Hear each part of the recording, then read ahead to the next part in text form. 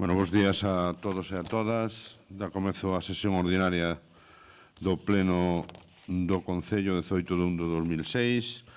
Primeiro punto da orde do día, aprobación do borrador da acta da sesión ordinaria do 21 de 12 do 2015. Algúnha intervención? Se non hai, dase por aprobada por unanimidade e pasamos á parte resolutiva. Punto número 2.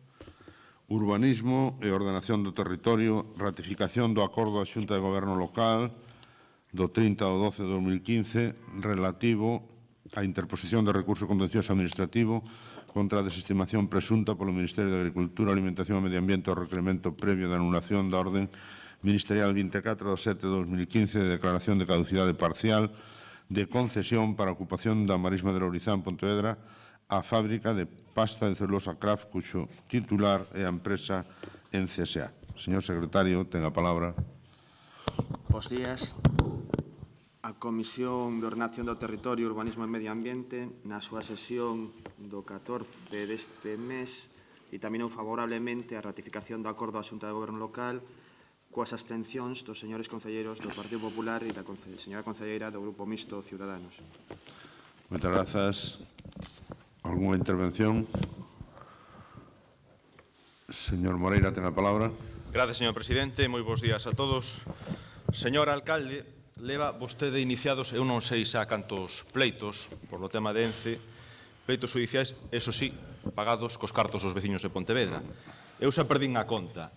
A realidade é que leva 16 anos pleiteando contra ENCE, loitando contra ENCE, nos o que vemos é que 16 anos despois ENCE sigue aí. A pregunta é, para que serviron todos estes litixios judiciais no que vostede nos meteu e nos quere seguir metendo en máis melóns judiciais? E o que non entendemos é que se ten tan claro que ten razón, en primeiro lugar, por que non lle dan os tribunais? En segundo lugar, por que non é o BNG o que litiga nos tribunais en vez do Concello? Probablemente se deba a que, se é o Concello, pois Juan Pueblo corre con os gastos. E aínda vostede quere iniciar outro pleito máis, e a experiencia, señor Fernández Lores, é que cada vez que vostede vai aos tribunais, sainos caro. Só vimos no caso Sogama, no caso Sercoísa, caso Indeza, Véteris, na usurpación dos terrenos privados á beira do río Gafos. Vamos, un palmarés, señor Fernández Lores, como para estar orgulloso. Por lo tanto, nos lle invitamos a que retire este recurso que pagan os veciños de Pontevedra e, se quere, que o inicie o BNG como litigante, pero non nos meta os veciños de Pontevedra neste pleito. Aconsello tamén que o faga canto antes, non vai a ser que desaparezan as siglas do BNG e xa nin o BNG se xa quente iniciar este litixio. Por lo tanto, o que lle queremos decir é que nós non imos a apoiar esta interposición de recurso, o que queremos é precisamente que se xenere máis empleo en Pontevedra, que haxa melloras medioambientais en Pontevedra, que haxa involucración da empresa ENCE en Pontevedra, e creo que iso é o que vostede debería estar exixíndolle á empresa en vez de iniciar pleitos que, insisto, 16 anos despois non ten vostede conseguido nada de nada. Debería replantearse, polo tanto, a súa estrategia. Nada máis e moitas gracias. Moitas gracias, señor Moreira. Señora Carmen da Silva, ten a palabra. Moi bo día, grazas, señor alcalde. Señor Moreira, efectivamente levamos 16 anos loitando contra a conciliación e a permanencia de ENCE na ría de Pontevedra, pero recórdelle que o facemos por un acordo do Consello da Xunta cando estaba o señor Rajoy no Ministerio en Madrid e o señor Fraga de presidente da Xunta, por un acordo da Xunta absolutamente inxusto no que se aprobaba o proxecto sectorial de incidencia supramunicipal para Lourizán. Por certo, acordo que foi declarado nulo polo Tribunal Supremo. E grazas ao traballo do Concello de Pontevedra e grazas ao traballo da sociedade de Pontevedra, neste momento hai algunha posibilidade de que, desde un goberno responsable, tanto na Xunta como en Madrid, non se consolide durante 60 anos ENCE na ría de Pontevedra en contra do criterio da maioría da sociedade pontevedresa. E recórdolle que se alguén está aquí traballando en defensa de intereses privados e non de intereses públicos é o Partido Popular. Partido Popular que pretende que se lle regale durante 60 anos máis os terreos a unha empresa. Partido Popular que modifica a legislación española para permitir esa consolidación. Partido Popular que, polo tanto, lle regala miles de millóns de euros a unha empresa, miles de millóns de euros públicos. Cantas empresas que se queiran instalar en Galiza o van poder facer nuns terreos públicos gratis durante 60 anos, con agua gratis e con todos os beneficios que ningunha outra empresa teñen, sacando esta, na que se lle fai a lei a medida e na que se fan todas as modificacións necesarias para consolidala. Eu agardo que nun momento no que o señor Rajoy é presidente do Goberno en funcións non teña a osadía de aprobar, de darlle esa prórroga durante 60 anos, 50 ou os que sexan. Agardo que teña esa responsabilidade e recordarlle tamén ao señor Rajoy que como veciño de Pontevedra, si quere pasar aquí os anos que lle queden de vida unha vez que deixe de ser presidente do Goberno, debería pensar na herencia que lle vai deixar os seus fillos e os seus netos. Debería ter un pouco, inda que só sexa un pouco, de inquietude pola cidade na que reside ou quere residir no futuro, porque, desde logo, a herencia que pretende deixarlle nunca a vai esquecer a maioría da sociedade. E iso faise con fondos públicos de todos os galegos e de todas as galegas. Faise con fondos públicos dos pontevedreses. Faise con fondos públicos dos pontevedreses cando non se lle exixe que paguen o canon da agua, o coeficiente de vertedura e o canon de saneamento na mesma cuantía en que a paga calquer veciño de Pontevedra. Coeficiente de vertedura que non pagan, aínda que están conectados a unha edar xestionada pola Xunta e que a Xunta lle tería que estar exixindo ese cobro, e non o fai. Polo tanto, nós vamos a seguir loitando con todos os instrumentos políticos, sociais e institucionais ao noso alcance para que non se consolide Ence aí. Alá cada quen coa súa responsabilidade no futuro. Moitas grazas, señora da Silva. Algúnha outra intervención? Señor Moreira. Simplemente, señor Fernández Lores, dígalle a súa concelleira que ese proxecto de incidencia supramunicipal, pois, desde logo, que cando vostedes estiveron gobernando a Xunta, tan malo non debía de ser, porque vostedes estiveron na súa man anulalo e non anularon. Por lo tanto, nese caso, son vostedes corresponsables da vixencia dese proxecto. Nós non traballamos polo interese particular de ninguna empresa. Traballamos polo interese xeral de moitos veciños de Pontevedra, do que os seus postos de traballo dependen desa empresa, directa e indirectamente. Por eso traballamos. Así que a vostedes non son sensibles que non lles interesa o problema de paro de centos de familias que traballan e dependen deso. A nós sí que nos interesa. Lean o resultado das urnas. O Goberno do Estado é o que ten a potestade de conceder ou non esa prórroga. Lean o resultado das urnas das pasadas eleccións. Vexan onde están vostedes nese ranking. Creo que hai que mirar moi para baixo no resultado das eleccións para atopar o BNG. Bueno, xa é difícil atopalo porque non ten as siglas, pero creo que deberían tomar nota do que lles fixeron os veciños de Pontevedra nas eleccións do pasado mes de decembro.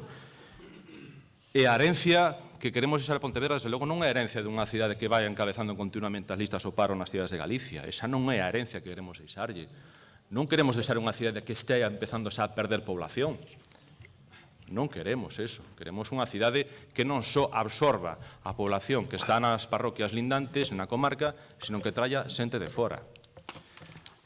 Creo que, se poñemos o caso, por exemplo, dun aeroporto, se falamos, por exemplo, do aeroporto de Coruña, que se presumise de ganar usuarios a costa de outro aeroporto como o de Santiago, eso non ten sentido. Tería mérito se fora a costa de quitarlle pasaxeiros ao aeroporto de Oporto, por poñer un exemplo. En Pontevedra coa población está pasando eso. Non estamos traendo población de fora, estamos fixando a población que está nas cercanías. Por lo tanto, se vostedes queren ver neso algo positivo, que o é, desde logo non é a solución para o futuro de Pontevedra. E os datos do paro están aí.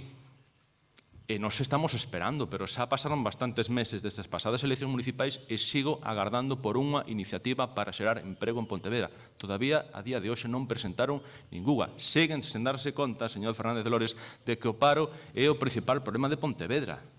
Vai haber un ano xa que foron as eleccións municipais e siguen sin darse conta. Eu non sei que queren esperar. Por lo tanto, déxense de demagoxia, traballen por Pontevedra, pensen neses veciños de Pontevedra que están preocupados polo seu futuro laboral en Pontevedra e, desde logo, creo que deberían replantexar, digo seriamente, a súa postura e ser francos cos veciños de Pontevedra, mirarlles os ollos e dicirles realmente si é que lles preocupa ou non lles preocupa o emprego dos veciños de Pontevedra. Nada máis e moitas gracias. Moitas gracias, señor Moreira. Señora da Silva, ten a palabra. Se alguén ten que facerse mirar algo, é vostede, señor Moreira. Ben, votamos o punto de orde do día. Votos en contra da ratificación do acordo da Xunta de Goberno. 8. Abstencións. Ningunha. Votos a favor. ¿Cuántos? Estamos todos. Votos a favor da proposta 17. Pasamos ao seguinte punto, número 3, urbanismo e ordenación do territorio, ratificación do acordo da Xunta de Goberno local de 30 de 12 de 2015 relativo ao trámite de audiencia no expediente de solicitude de prórroga extraordinaria formulada por ENCE Enerxía e Celulosas para a concesión outorgada inicialmente por orde ministerial de 13 de 6 de 1958 ao Instituto Nacional de Industria, transferida por orde ministerial do 6 de 5 de 59 á Empresa Nacional de Celulosas de Pontevedra S.A. e por orden ministerial do 28 de 7 de 1970 á Empresa Nacional de Celulosas S.A. ENCE, expediente municipal 2015 000 46 311. Señor secretario, ten a palabra. Na mesma comisión informativa que sinalada anteriormente, o asunto foi ditaminado a ratificación do acordo da Xunta de Goberno local favorablemente co mesmo resultado, é dicir, coas abstencións dos señores concelleiros do Grupo do PP e do Grupo Mixto Ciudadanos. Moitas grazas. Alguna intervención? Non hai intervención. Señor Moreira, ten a palabra. Sí, señor presidente, este é un expediente no que a Lei de Costas non outorga ningún trámite de audiencia aos concellos, senón tan só ás comunidades autónomas. E vostede pretende abrir un trámite non regulado, non previsto, e todo apunta a que nese tema tamén vai a tratar de ir máis alá do que marca a lei. O gallá, señor Fernández Lores, amosar a vostede o mesmo celo por cumprir a normativa en materia de contratación e a hora de pensar en conceder prórrogas irregulares. Aquí, a prórroga que solicita a ENCE, desde logo, é unha prórroga regular, na que se están practicando todos os trámites que establece a lei e o regulamento. E sorprende que veña vostede a fiscalizar este expediente e que veña un especialista en prórrogas irregulares como é vostede, algunha delas, por certo, denunciada pola Fiscalía por apreciar indicios de delito. Por outra banda, mentres decenas de veciños de Pontevedra agardan polas súas licencias, ten vostede os servizos de urbanismo ocupados en facer informes sobre este tema, en facer propostas que se aprobaron pola Xunta de Goberno como esta, unha proposta de 18 páxinas, mentre os veciños de Pontevedra siguen agardando polas súas licencias. Xa non quero falar xa do bloqueo de iniciativas da oposición, como a da suspensión de licencias para plantas de compostaxe, que xa hai máis un mes que a presentamos, e que todavía sigue sin estar informada polo Servizo de Urbanismo. É normal, porque vostedes ten entretidos os servizos de urbanismo facendo informes como este, 18 páxinas, que vostede reclama para pechar unha industria, ao mesmo tempo que ralentiza a concesión de licencias para abrir novos negocios. É unha contradicción, señor Fernández Lores. Son un alcalde irresponsable e insensible ante os alarmantes datos do paro nesta cidade pode cometer semellante ataque. Vostede o que quere é pechar unha industria sen crear outra que absorba o emprego desta que quere pechar. E nós, xa yo dixen, yo volvo a repetir, exiximos 3 condicións para esta empresa: máis emprego, máis inversión e máxima exigencia medioambiental. E dende entón, a Comisión Europea vende entregar o recoñecemento de ouro a ENCE polos seus 15 anos ininterrompidos sometida ao rexistro EMAS de xestión e auditoría medioambiental. Anuncia tamén 20 millóns de euros en inversións no proxecto do novo ciclo da auga, que reducirá en máis de 90% tanta auga que toma cada día do Lérez como o volumen do efluente na ría. E fala tamén, este fin de semana, se subo que falan tamén de plantexar Pontevedra como posible destino dunha planta de xeneración de enerxía renovable con biomasa de 40 megavatios que xenerará, según din, 750 empleos na cidade capital do paro. Soa ben todo isto que di a empresa, pero tamén lle digo que os pontevedreses deben saber que para o Partido Popular non é suficiente, hai que exixirlle máis esta empresa. E gostaríame, señor Fernández Lores, telo o noso carón exixíndolle estes compromisos a esta empresa. Vostede está utilizando o Servizo de Urbanismo para pechar empresas, para informar o peche de empresas, en vez de deixar que o Servizo de Urbanismo tramite as licencias que están pendientes de ser concedidas. Isto é o que está facendo vostede cun servizo público municipal. Por lo tanto, nós non imos apoiar un trámite que vostede se está inventando, porque este trámite non existe de audiencia aos concellos, porque o Concello non ten trámite de audiencia, e nós o que queremos é que deixe libre o Servicio de Urbanismo para poder tramitar todas as licencias que están pendentes para que moitos veciños que xa pagaron tamén as súas tasas por tramitar licencias poidan abrir os seus negocios e xerar máis emprego. Non é moi útil a unha cidade un alcalde que segue sen darse conta de que o paro é o principal problema de Pontevedra. Por lo tanto, imos votar en contra tamén da ratificación destas alegacións que fixo a Xunta de Goberno. Nada máis e moitas gracias. Moitas grazas, señor Moreira. Señora da Silva, ten a palabra. Grazas, señor alcalde. Señor Jacobo Moreira, o gabinete de prensa de ENCE parece que tivo que estar facendo horas durante este fin de semana para prepararlle o discurso ao seu portavoz no Pleno de Pontevedra, porque realmente é do que está exercendo vostede aquí.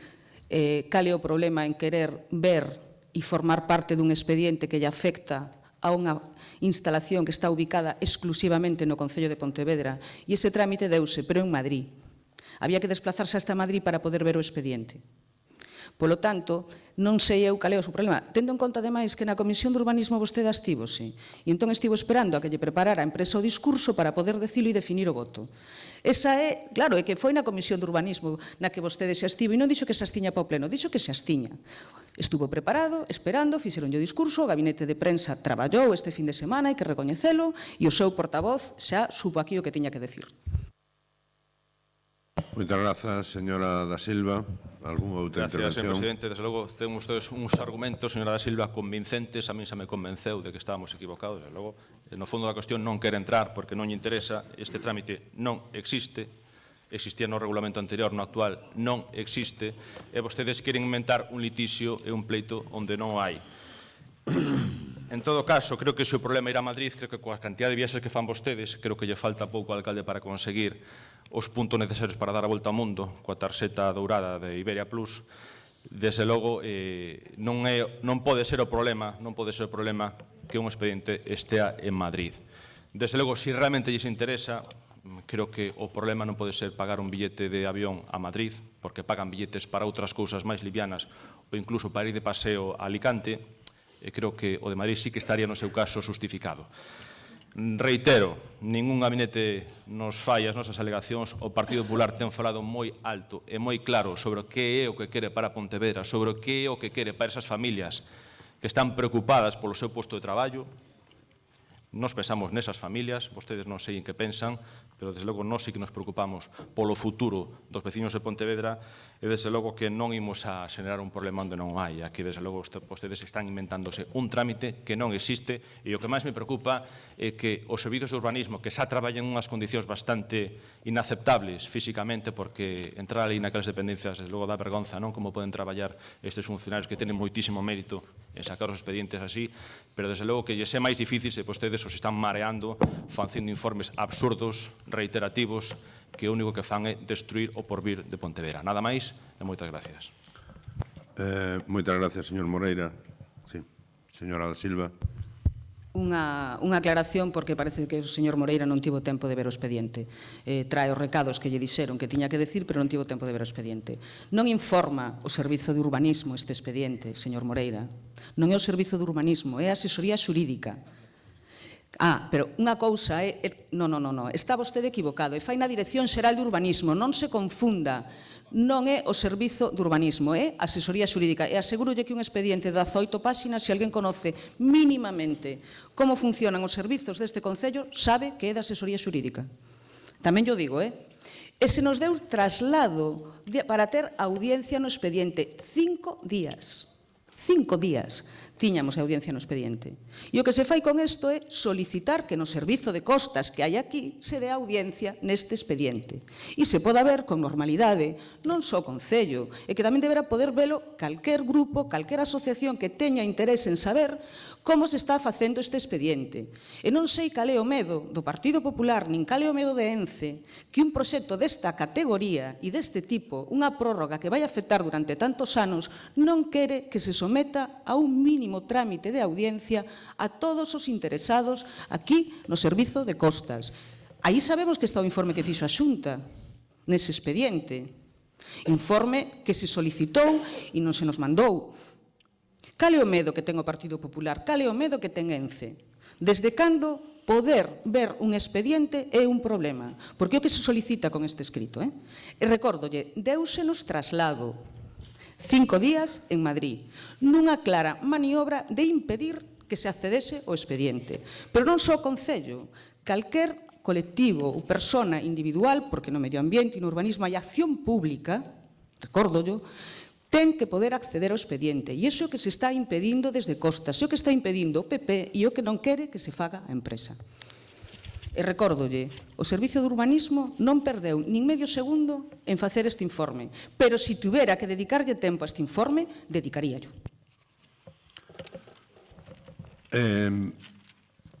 Eu non adoito facer ninguna intervención, porque son, como dice moi ben o señor portavoz municipal, o presidente da corporación.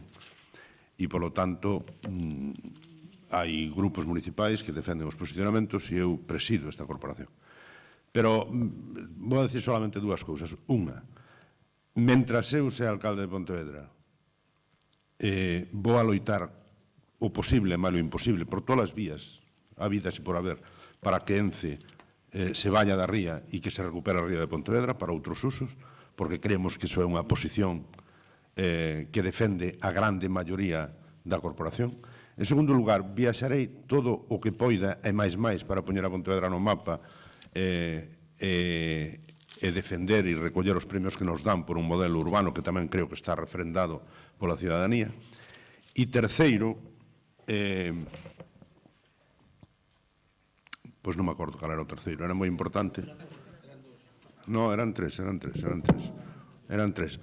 Si hai algunha cuestión clarísima, que se debateu nestas eleccións municipales de hai 6 meses, 7 meses, foi o posicionamento de todos os grupos respecto á permanencia de ENCE.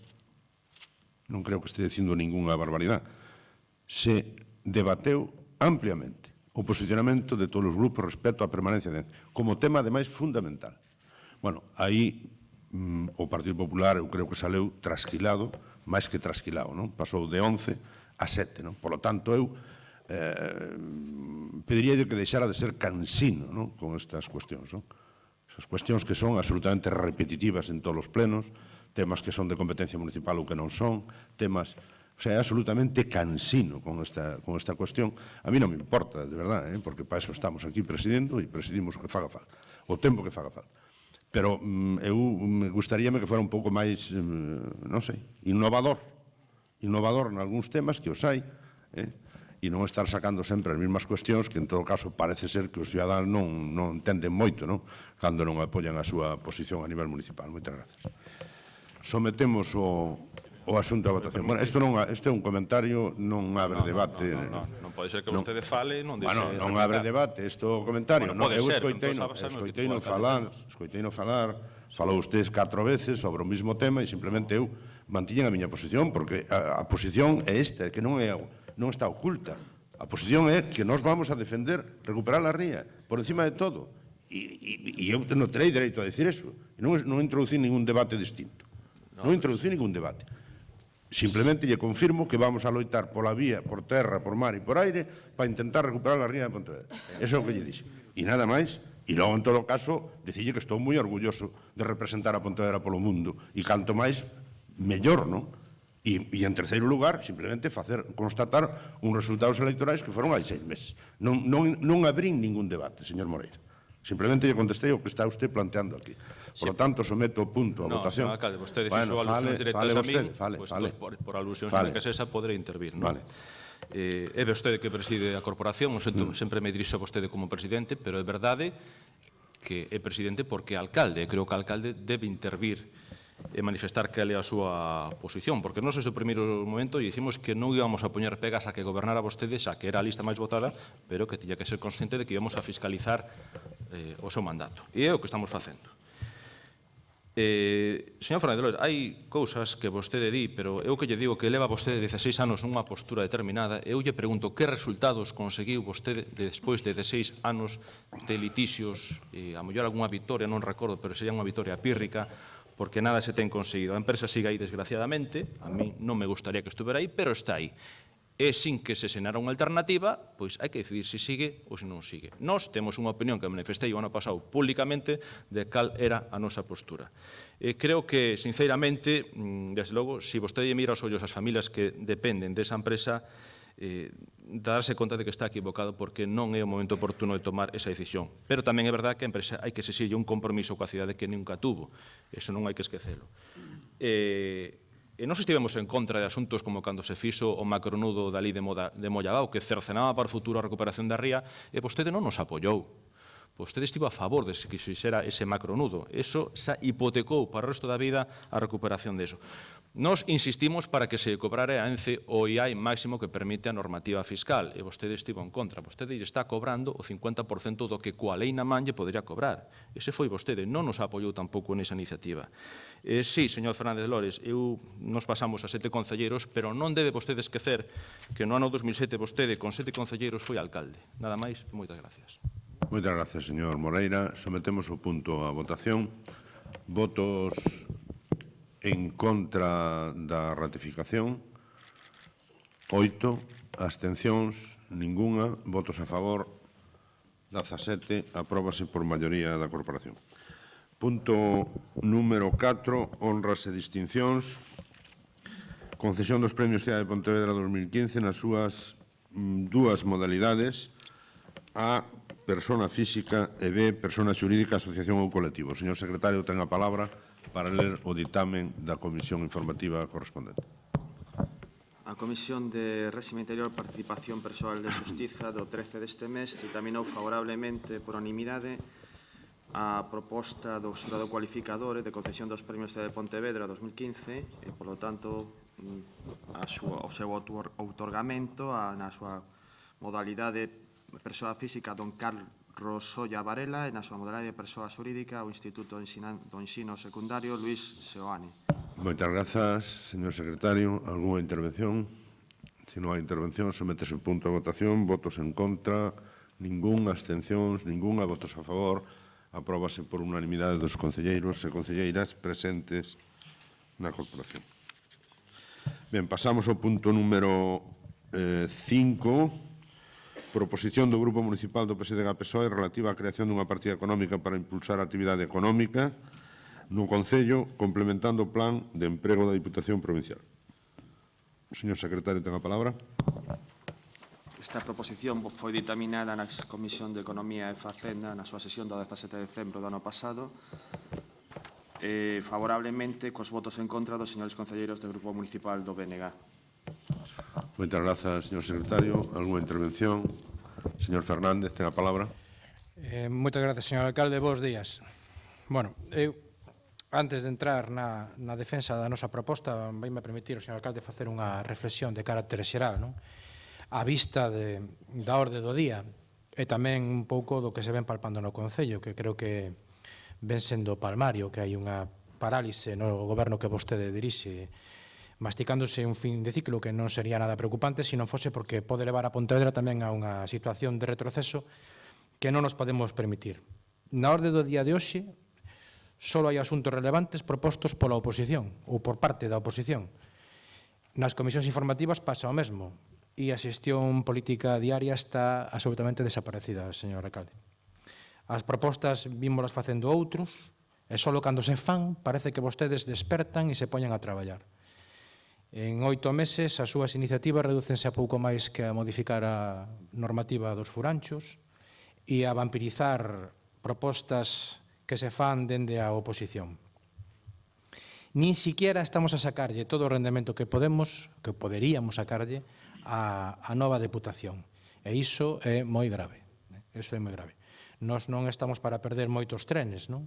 Por tanto, quero trasladar e aproveitar este momento para trasladar a preocupación dos socialistas por esta situación e lle insto a que ordene o seu equipo de goberno e nos presente canto antes unha folla de ruta para este ano 2016, porque, dende logo, así non podemos seguir. Con estes órdenes do día non podemos seguir.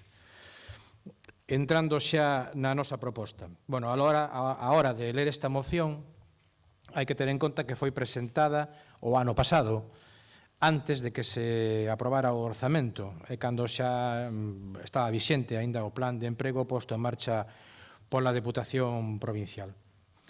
Por lo tanto, convén que, pasado ese punto de aprobación do orzamento e pasado xa o que é o plan de emprego, convén que a adaptemos unha vez que tamén xa foi debatida e aprobada polo Consello Económico Social fai uns días. Neste senso, a resolución que nós propoñemos que se aprobe debería sufrir algunha modificación e quedaría da seguinte forma. Unha vez debatido e aprobado polo Consello Económico Social, o Pleno da Corporación insta o señor alcalde a que proceda a dar as instruccións oportunas para a elaboración dun plan de activación económica do Concello de Pontevedra, dotado inicialmente con 500.000 euros para o 2016. As medidas a implementar serán as que se acorden na xuntanza ordinaria do Consello Económico e Social correspondente ao primeiro trimestre do presente ano. Que creemos que eso se axusta ao que se debatiu no Consello Económico e Social deste ano. Non sei se é posible modificar aquí, se o señor secretario entende que se pode reformular aquí a proposta de resolución ou non. Eso sí que é posible. O que pasa é que parece como se lle encomendase ao Consello Económico Social que fose cales son as medidas a adoptar.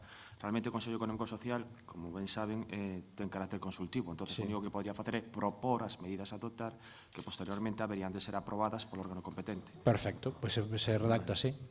Según as propostas que se fagan dentro do Consello Económico Social e que serán aprobadas polo Pleno do Concello. Polo órgano competente. Polo órgano competente, bueno, váleme tamén. Que non sei que propostas vai facer. Váleme tamén polo órgano competente. Bueno, en canto a xustificación e defensa do contido da moción, para non alargarme demasiado, remítome ao que xa se dixo aquí cando se debatiu unha proposta similar que foi rexeitada co voto de calidad do señor alcalde. E tamén remítome ao que xa se dixo no Consello Económico e Social polos socialistas o pasado día 12 de xaneiro. Solo aproveitar para lembrar que Pontevedra segue a ter unha porcentaxe inaceptable e dolorosa de desemprego que afecta a máis de 7.000 persoas e as súas familias. E a iso hai que sumalle tamén os miles de persoas que teñen traballos precarios, explotados con traballos basura que fixeron nacer o concepto de traballador pobre, porque aínda traballando horas e horas non se chega a fin de mes. E esta tamén é unha situación que afecta a milleiros de veciños e veciñas. Fai uns meses, o goberno, nomeadamente o seu alcalde, co seu voto de calidad, decidiu mirar para outro lado como se dende a administración local non se poidesen tomar medidas para actuar sobre o principal problema que teñen os nosos veciños e veciñas, sabendo que a responsabilidade non recae sobre esta administración, sino que depende de outras, pero tamén sabendo que desta administración sí que se poden tomar medidas. Nós xa anunciamos naquel momento que non renunciábamos a volver a presentala porque creemos que este é un tema capital para o futuro de Pontevedra. Agora, además, xa hai un posicionamento por parte do Consello Económico e Social que comparte a preocupación do Partido Socialista. Por lo tanto, é un compromiso dos axentes representados no Consello Económico e Social de traballar para aportar medidas a actuación. Creemos que ese é un paso moi importante que debería facer rectificar ao señor alcalde e ao seu grupo de goberno con respecto ao sentido do seu voto. A pesar do que poidan pensar algúns, dende o Concello pódense artellar accións moi importantes que faciliten a activación económica. Algúnas terán custo económico e outras, ao mellor, simplemente trátase de mellorar a eficacia administrativa ou modificar a normativa municipal. Hai cantidade de exemplos ao noso redor de concellos que están facendo esta aposta por intentar reactivar a súa economía porque xa está casi todo inventado, señor alcalde.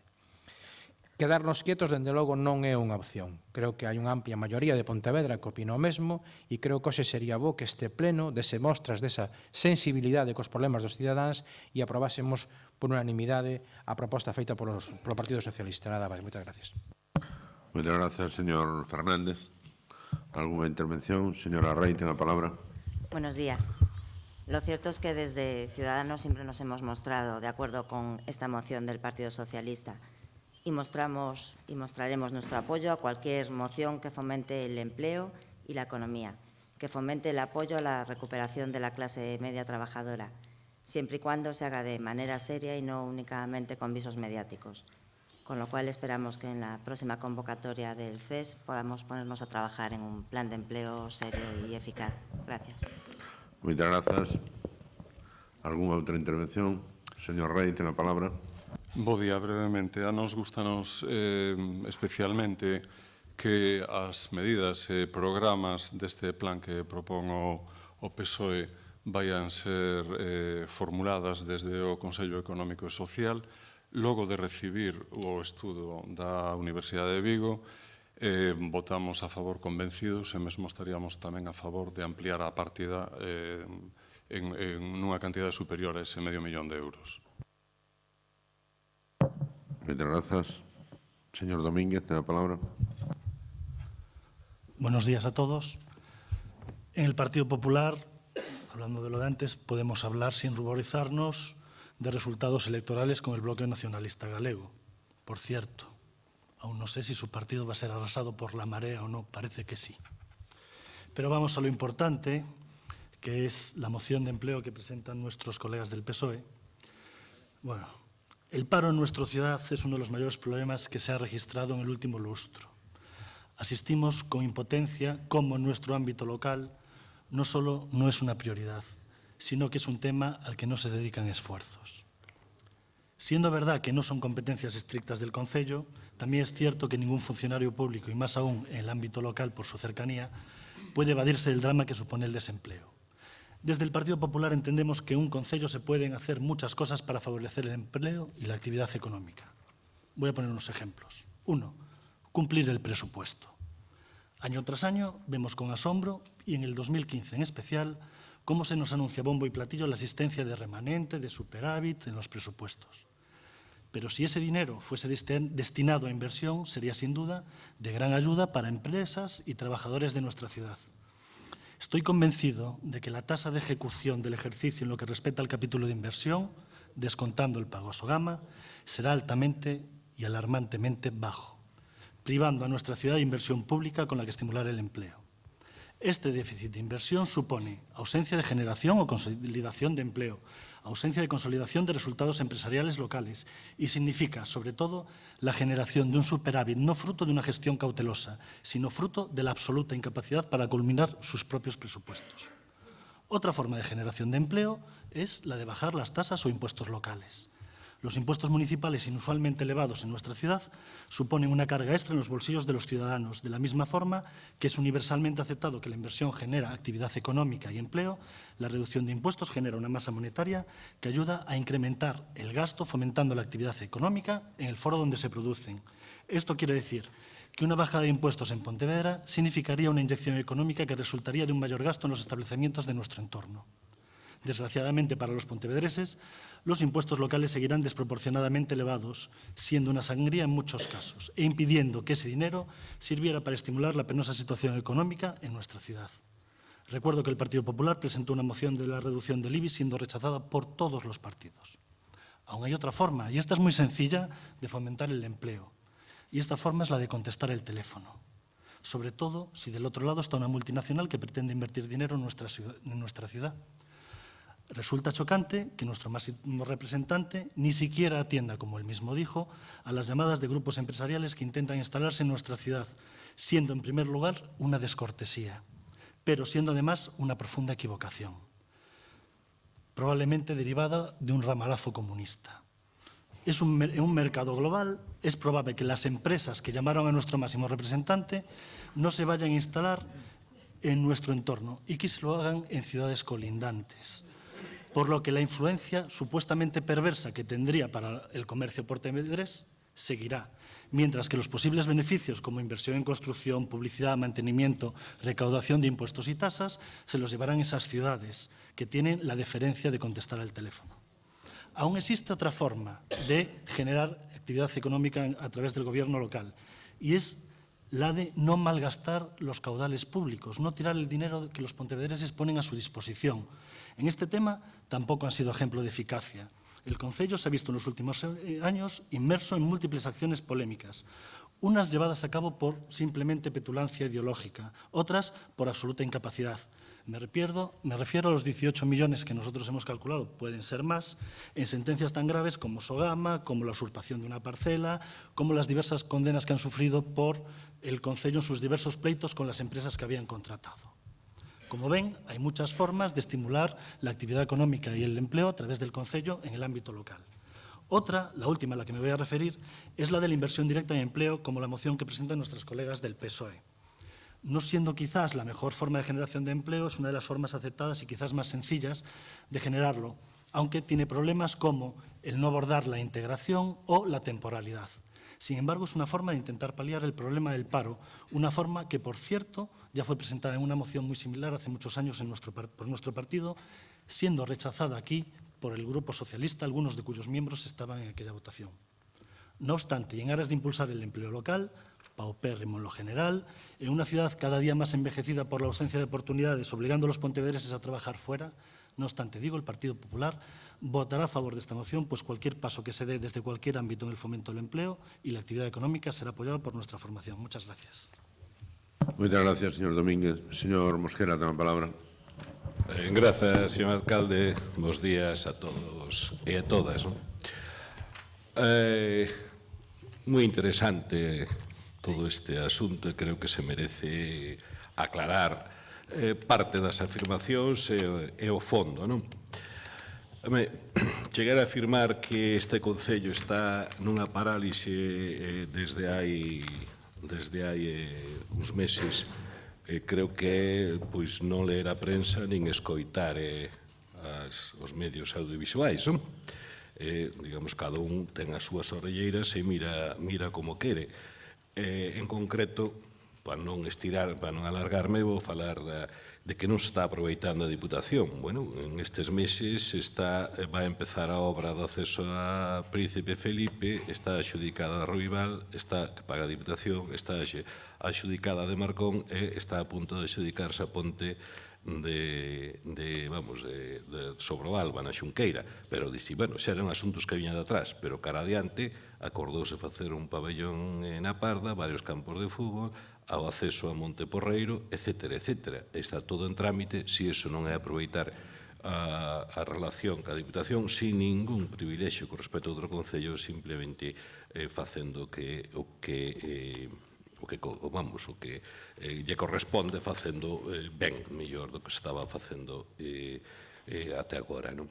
Ben, con respecto á moción en sí, é a típica moción do políticamente correcto, que se escoita nas intervencións, resulta que estaría moi claro, clarísimo, que se gobernara algún dos 4 grupos que interveu a defender isto, faría unha cosa totalmente distinta.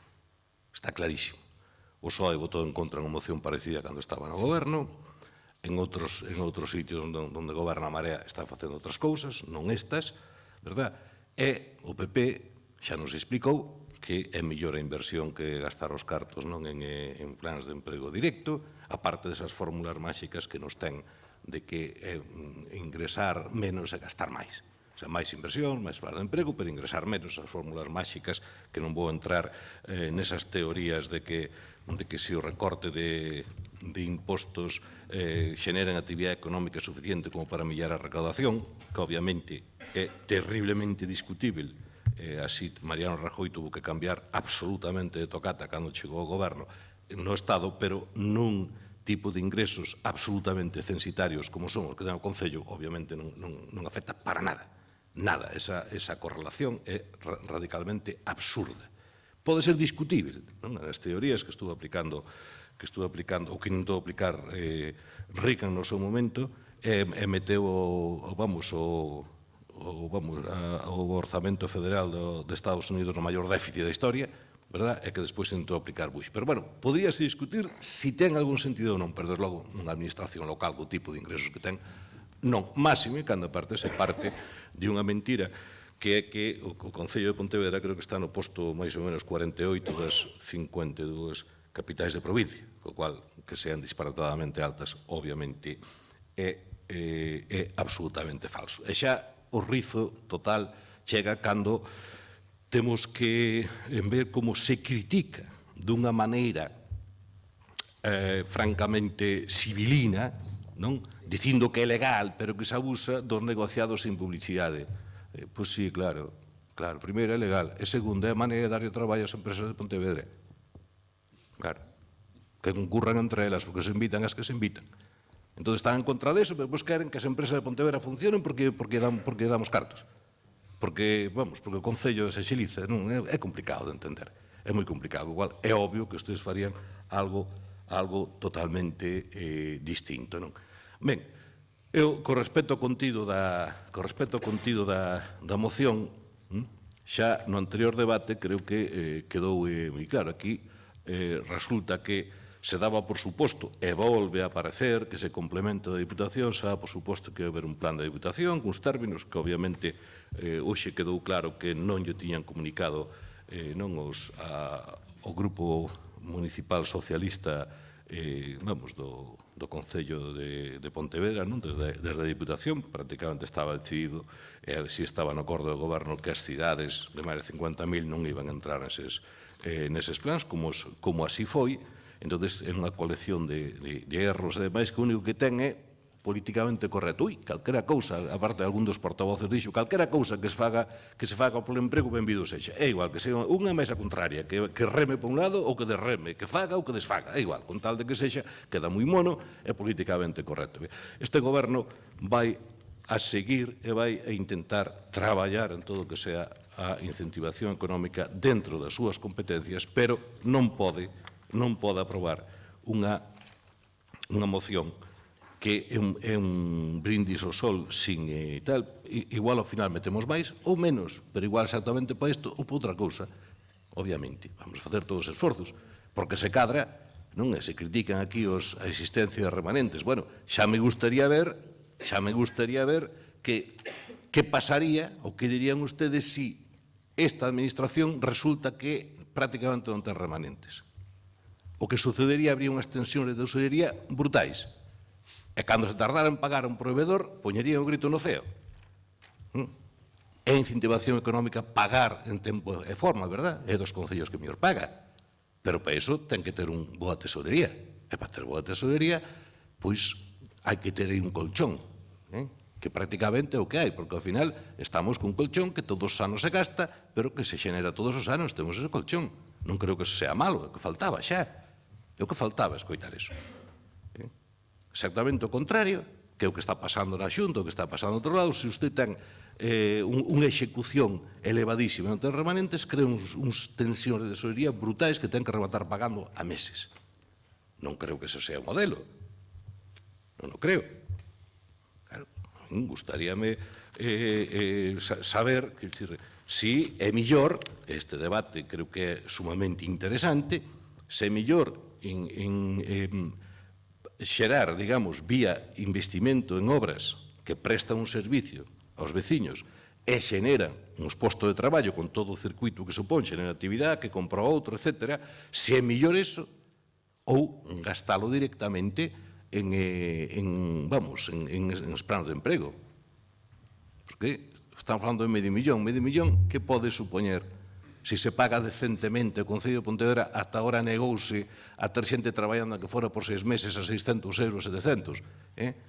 Fixo así algún plan moi especial, pero prácticamente era asistencia social, non era promoción económica. E se isto pagamos un decente, de canta xente estamos falando por un ano? De 40? 50? Ben, é importante que haxa 40 que teñan actividade, é importante. Pero nesta obra, por exemplo, se traballan 20 na obra e xenera 50 arredor, é mellor ou é peor?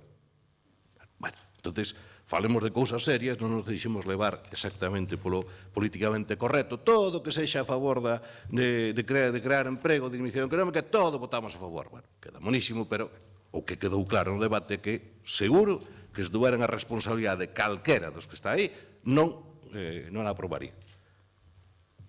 Adaptarase, según os medios que haxa, según os remanentes que nos queden, etc., pois adaptarase para facer as millores actuacións que, obviamente, consultaránse no CES ou consultaránse cos grupos, o que sea. Pero no seu momento, cando sepamos o que hai, e cando vexamos cal é a relación, porque se cadra, mire usted por aí, se cadra nos remanentes, resulta que temos que meter pois X cartos, con todos os condicionantes, esa legislación que fixeron de estabilidade orzamentaria, non xa primeiro co PSOE, despois agravado co PP de Madrid, pois igual temos que pagar amortización, etc.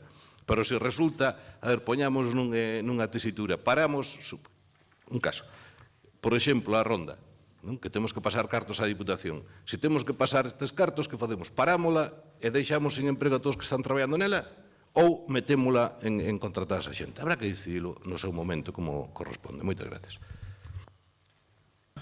Moitas gracias, señor Mosqueira. Señor Fernández, ten a palabra. Gracias, señor alcalde. Bueno, eu vou empezar casi polo final da intervención do vicepresidente da Diputación, porque ao principio insinuou que, bueno, que si eu falo de parálisis é porque non leo os medios de comunicación, non? Pero creo que o que falou en representación do BNG, o señor vicepresidente da Diputación, tampouco se leu a moción. Porque a moción non fala de plan de emprego. Non fala de plan de emprego. Eso foi antes, foi outra. Vostede quedouse 3 meses atrás. Fala de plan de activación económica, que é distinto, diferente a un plan de emprego. É diferente, é moito máis amplo que un plan de emprego. Non se trata de contratar a persoas, que tamén, sino de facer outras cousas. Incluso o dixen durante a miña intervención. Hai cousas que poden costar cartos ou non, porque a mellor trátase pois, de mellorar a eficacia administrativa ou de modificar algunha ordenanza, por exemplo. Por tanto, lea usted as nosas mocións, leas con calma, leas con detenimento, porque fala de plan de activación económica. E volvendo ao principio, vostede di que están facendo cousas porque a prensa di que vostedes fan cousas, según vostede, non? Dice, home, unha cousa é decir que se fan cousas e outra cousa é facer cousas.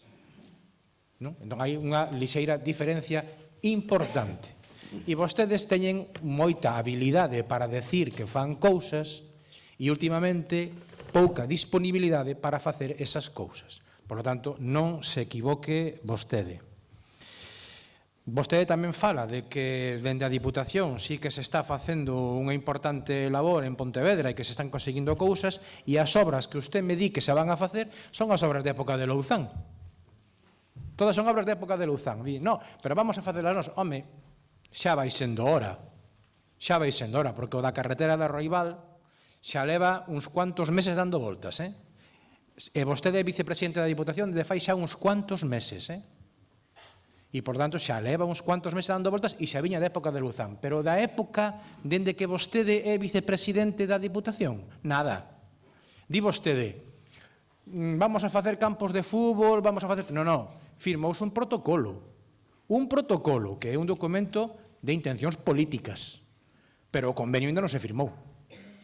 O convenio ainda non se firmou. E vostede é o vicepresidente da Diputación. Axilice un pouco as cousas. Porque, home, antes, na época de Louzán, bueno, vostedes levábanse moi ben con él, non? Pero normalmente, dentro do protocolo o convenio, podían pasar anos, non? Ahora se supón que, se hai bo rollito, o convenio xa debería estar firmado. E non está firmado. Por tanto, non hai nada. Non hai nada. Hai intencións. Pero firmado e comprometido dende a Diputación para o Concello de Pontevedra, nada de nada. Non diga vostede outra cousa. Démoslle os protocolos a importancia que teñen, pero non máis. Cando se firme o convenio e cando se vexe reflejado no convenio canto hai, que hai e como se vai a pagar, entonces falaremos. Pero non fale vostede antes. Non fale vostede antes porque non hai nada. Mire, os que están gobernando son vostedes. Os cidadáns de Pontevedra lle deron unha maioría, non suficiente para a maioría absoluta, pero moi importante, para que gobernasen. Son vostedes os que teñen a responsabilidade de traer aquí a este pleno e de facer no día a día xestión municipal ante os cidadáns. Nós temos a labor de fiscalización, porque estamos na oposición e nos toca eso. E sabe o que está pasando? Que somos nós os que estamos traendo aquí as propostas para que vostedes fagan algo. Somos nós. Mire o orde do día do pleno. É a oposición, é o Partido Socialista quen está traendo aquí cousas para que vostedes fagan algo, porque senón non fan nada. E só cando nós traemos cousas ou cando nós nos poñemos de acordo, a vostedes pois pica a mosca e se poñen a traballar. Esa é a realidade dos últimos 8 meses, e digo yo con todo o cariño do mundo e con toda a preocupación do mundo. É dicir, é o que está pasando nos últimos 8 meses. Miren senón o orden do día. E isto é un problema. Como é un problema de vontade política decidir se se está pola activación económica ou non. É un problema de vontade política. A vontade política é dicir, somos quen de destinar $500.000 para activar a economía de Pontevedra? Sí ou non? É así de claro. Se a política é unha política de imaxen, de venta do que se di que se fai, pois bueno, pois gasten vostedes os cartos en imaxen. Se a política e a vontade política é facer e traballar para os cidadáns de Pontevedra, recórdolle, máis de 7.000. E as súas familias, máis de 7.000 e as súas familias, que tamén son votantes, moitos deles do BNG. Por lo tanto, é unha cuestión de pura vontade política, porque competencias hainas, aínda que sean poucas, competencias hainas, só hai que ter imaginación e intelixencia, o que está pasando no resto dos concellos máis dinámicos do Estado español, só hai que ter esas competencias, e non decir, bueno, e se me sobra algo, xa o meterei aí. Mire, o problema que teñen vostedes é que esta moción xa non é unha moción do Partido Socialista. É unha moción que pasou polo Consello Económico e Social. E vostede aquí está despreciando ao Consello Económico e Social. Entón, a ver, de que vale para vostedes que o Consello Económico e Social, sin ningún voto en contra, porque nadie se posicionou en contra, nin siquiera os representantes do BNG, nadie votou en contra no Consello Económico e Social, de que vale que o Consello Económico e Social recomende algo? Para que temos o Consello Económico e Social? Para que sea unha figura decorativa? Ali reunidos os sindicatos, os empresarios e os partidos políticos tomaron unha decisión. Tomaron a decisión de apoiar a proposta do Partido Socialista, darlle unha volta, eso sí, mellorala, tamén é certo, mellorala, e decidir que todos debemos empuxar e implementar actividades, cousas que se podan facer dende o Concello. Neso quedamos para o primeiro trimestre deste ano. E vostede chega aquí e di que isto é unha ocurrencia. Que isto é unha ocurrencia, e que se sobran cartos despois de pagar ya non sei quen, igual invertimos algo. Home, creo que hai que ser un pouco máis serio, e sobre todo, eu non sei que estarán opinando neste momento, ou cando escoiten, ou cando lean, o que vostede di do Consello Económico e Social, e a importancia que lle dá vostede ao Consello Económico e Social. Pero se eu fora membro do Consello Económico e Social en representación dun sindicato, ou dos empresarios, ou da universidade, sentiríame moi molesto coas súas palabras, señor Mosquera. Eu creo que estamos ante oportunidades. E a oportunidade é de trasladar aos veciños de Pontevedra que non estamos aquí só para discutir das nosas cousas, sino das súas cousas, do que verdadeiramente importa. Podemos facelo e podemos chegar a acordos. O Partido Socialista non está tratando de impoñer na súa moción ningunha medida.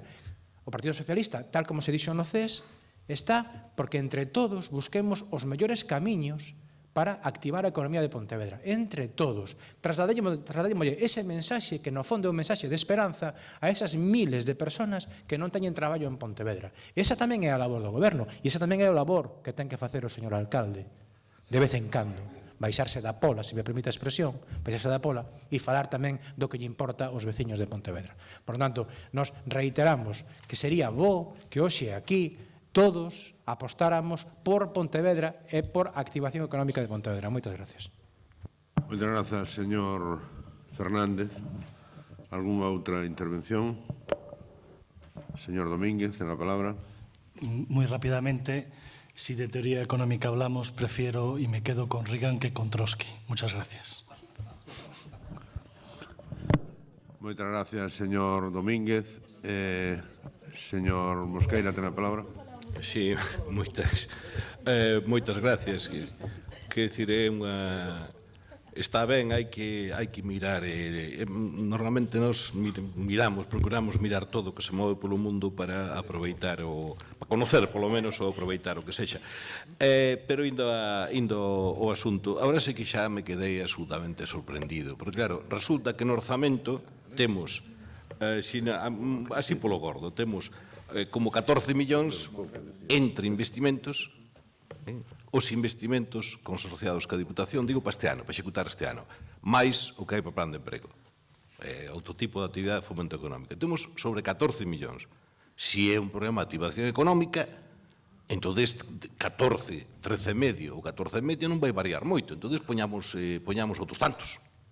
Non sei, se habrá que falar de 13 millóns, ou 7 ou 8, porque medio millón sobre... Porque isto non é activación económica. Todo o que vai a investimento, incluso outras cousas, o gasto corriente, o que se compra, o que se paga ás empresas, o que se fai obras, etc. Eso non é activación económica.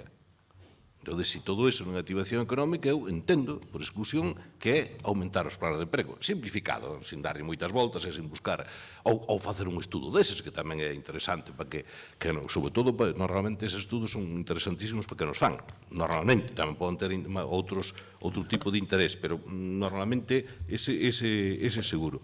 Entón, non acabamos de entender moi ben a que isto, repito, que é dicir, se este Concello fai algo, que ten unha preocupación é intentar que haxa investimentos o máis posible, ter saneada a economía, pagar en tempo e forma, facer todos os esforzos que están na súa man, que todo o mundo reconoce que son poucos, para precisamente activar a economía dentro das súas limitadas posibilidades.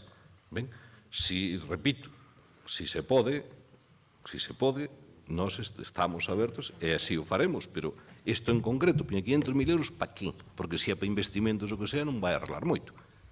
Non vai arreglar moito. Habrá máis, case seguro, isto.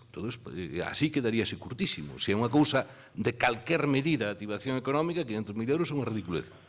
Unha absoluta ridiculez.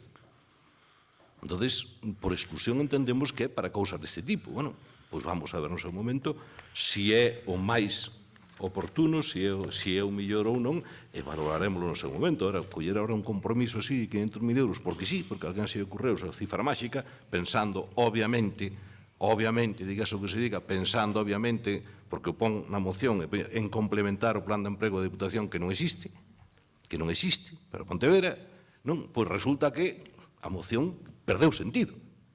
Perdeu total e absolutamente sentido. Naceu que era medio millón para complementar o de Diputación. Bueno, se nós temos 600.000 no orzamento, que teñamos, bueno, o que veña de Diputación, meterlle 500 máis. Vale. Pero ahora resulta que non hai de Diputación. Pero seguimos a RQR, reconvertímoslo para seguir a RQR, que está absolutamente pedrando no valeiro. Eu entendo que voten a favor, como dixen antes, polo políticamente correcto. Que se fala de, sí, a favor. Pero, obviamente, ningún de ustedes o faría se estuvera no goberno. Obviamente. É onde o goberno non fan este tipo de cousas, dicir, vamos a meternos. Hai que estudalo, mirar que mellor resultados ten ou non, e se cada, pois igual é o triplo, o cuádruple, ou que haxa disponible. Moitas veces. Moitas grazas, señor Mosqueira. Sometemos, polo tanto, a votación o punto do orde do día. Votos... Na redacción que se propuso, sí. Na redacción, hai unha modificación de redacción. Sí, bueno, xa expuso a de viva voz. Na redacción que expuxo o señor Fernández. Votos en contra. Abstencións. Ninguna. Votos a favor. Son 13. Apróbase por maioría da corporación. Ben, pasamos ao punto número 6. Proposición do Grupo Municipal Marea Pontevedra solicitando que o Concello elabore unha ordenanza municipal de accesibilidade universal instando a Xunta de Galicia o desenvolvemento da Lei 10/2014 de 3 de decembro de accesibilidade. Señor Secretario, ten a palabra. A Comisión de Mobilidade, Infraestructuras, Obras e Servizos, na súa sesión ordinaria de 12 deste mes, ditaminou favorablemente por unanimidade a proposición presentada polo Grupo Marea de Pontevedra. Moitas grazas. A señora Moreira ten a palabra. Moitas grazas, señor alcalde, e bons días. Vou a empezar por unha cantidade, 7.563. Esta é a cantidade de persoas do Concello de Pontevedra que teñen recoñecido un grado igual ou maior ao 33% de discapacidade.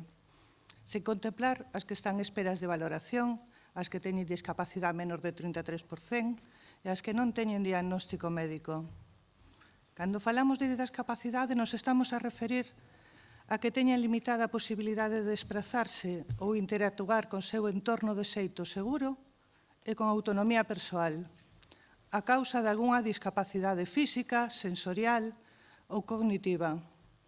A accesibilidade é a capacidade que tenemos as persoas con ou sin dificultades de mobilidade e de percepción sensorial para coñecer un espazo, integrarse e relacionarse con el.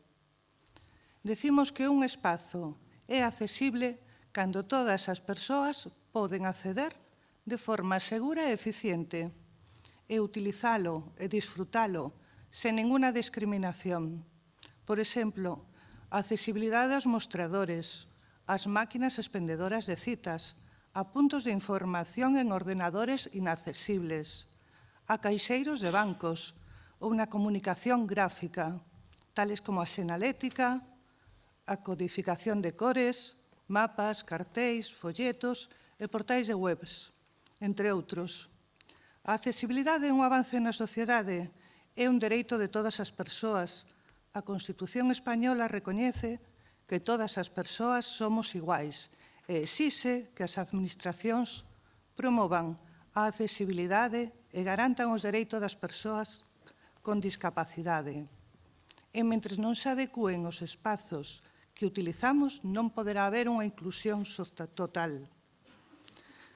Nos atinxe a todos e a todas. Faise necesario contar co consenso de participación dos actores implicados, colectivos de persoas con discapacidade, equipos técnicos dos servicios municipais, administracións, asentes sociais, é dicir, a sociedade de Pontevedresa. Marea Pontevedra propón promover e elaborar unha ordenanza municipal de accesibilidade universal buscando a mellora dun xeito inclusivo das normas aplicadas desde o Concello, desenvolvendo os criterios europeos e estatais, e instar a Xunta o desenvolvemento da Lei 10/2014 de 3 de decembro da accesibilidade. Moitas grazas. Moitas grazas, señora Moreira. Alguna intervención? Señora Castro, ten a palabra. Sí, bons días. O PSOE vai votar a favor desta moción de Marea. Entendemos que en líneas xerais podemos dicir que Pontevedra pode presumir de ser unha cidade accesible. Accesible desde o punto de vista urbanístico e accesible no sentido universal da palabra. Enténdese referido non só a persoas con mobilidade reducida, sino tamén a persoas maiores, pais ou nais con carritos ou nenos. Pero aínda queda moito por facer, xa que as persoas con mobilidade reducida non só dedícanse a pasear, senón que teñen dereito ao ocio ou á cultura. Por iso, fai falla unha normativa que garantice o uso e disfrute destes espacios. Unha normativa complementaria á normativa estatal ou autonómica, que teña o obxecto de establecer normas de accesibilidade nas actuacións que se leven a cabo por calquera das entidades públicas ou privadas ou persoas físicas, tanto en materia de planeamento, infraestrutura, urbanización, edificación ou transporte, co fin de facer efectiva a igualdade de oportunidades e a accesibilidade universal. Moitas grazas, señora Castro. Señora Teso, ten a palabra. Moitas grazas, señor alcalde. Bo día a todos. Bueno, nós tamén queremos anunciar o noso voto a favor, porque, entre outras cousas, o Grupo Municipal do Partido Popular xa denunciou no ano 13 as deficiencias de accesibilidade existentes, tamén alabou as cousas que se melloraron, por suposto, e 16 meses máis tarde, no mes de xuño do 14, volvémolo facer porque non se tiña arranxado máis que unha delas o ambulatorio Virxe Peregrina, deixando o resto como estaba. O Centro de Saúde de Monteporreiro segue tendo os seus accesos impracticables, non só para persoas con diversidade funcional, senón para todos nós. Os lastros levantados, as aceras son un desastre. Non me diga, señor alcalde, que imos ter que pedirlle ao señor Louro que volva para que arranxe, como fixo co da Virxe Peregrina. As persoas con discapacidade sensorial seguen a ter multitude de trabas. como, por exemplo, que o mobiliario urbano debe colocarse aos bordes das beirarrúas, con lóxica, e non pegado ás fachadas, os toldos deben estar por riba dos 2,4 metros, e que debe facerse un control exhaustivo do correcto estado dos indicadores de paso mediante pavimento especial.